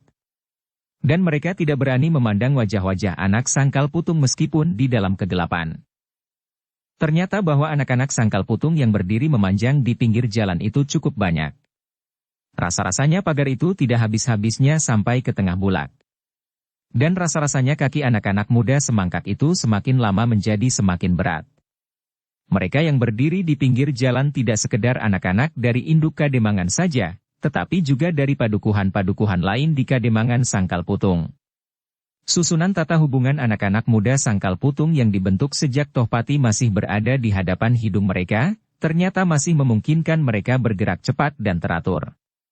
Meskipun mereka berkumpul dalam jumlah yang besar, tetapi mereka tetap terkendali oleh pemimpin kelompok yang harus bertanggung jawab kepada Suandaru. Demikianlah, ketika Wita berhasil mencapai ujung dari pagar manusia itu, tiba-tiba langkahnya menjadi semakin cepat. Rasa-rasanya ia sudah terlepas dari hisapan tanah di sepanjang jalan, dan terasa kakinya menjadi semakin ringan. Demikian pula kawan-kawannya yang lain. Mereka berjalan semakin cepat, bahkan seolah-olah mereka telah berlari-lari kecil.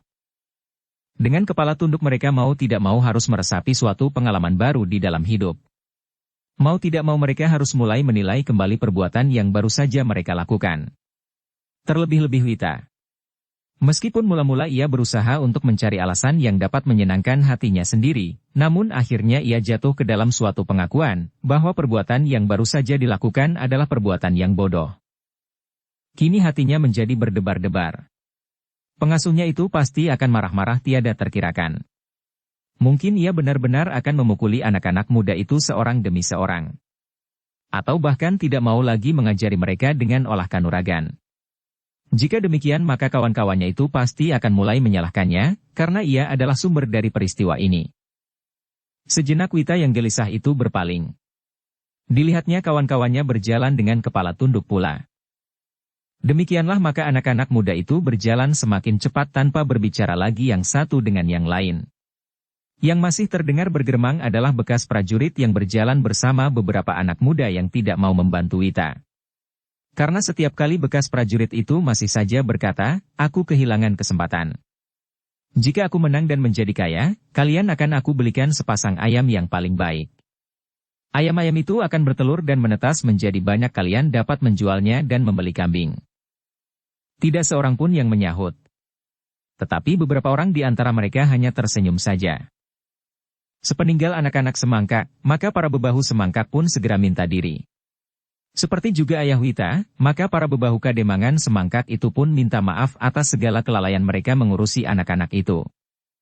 Kami akan berusaha lebih baik lagi di masa datang, berkata Ki Demang di semangkak.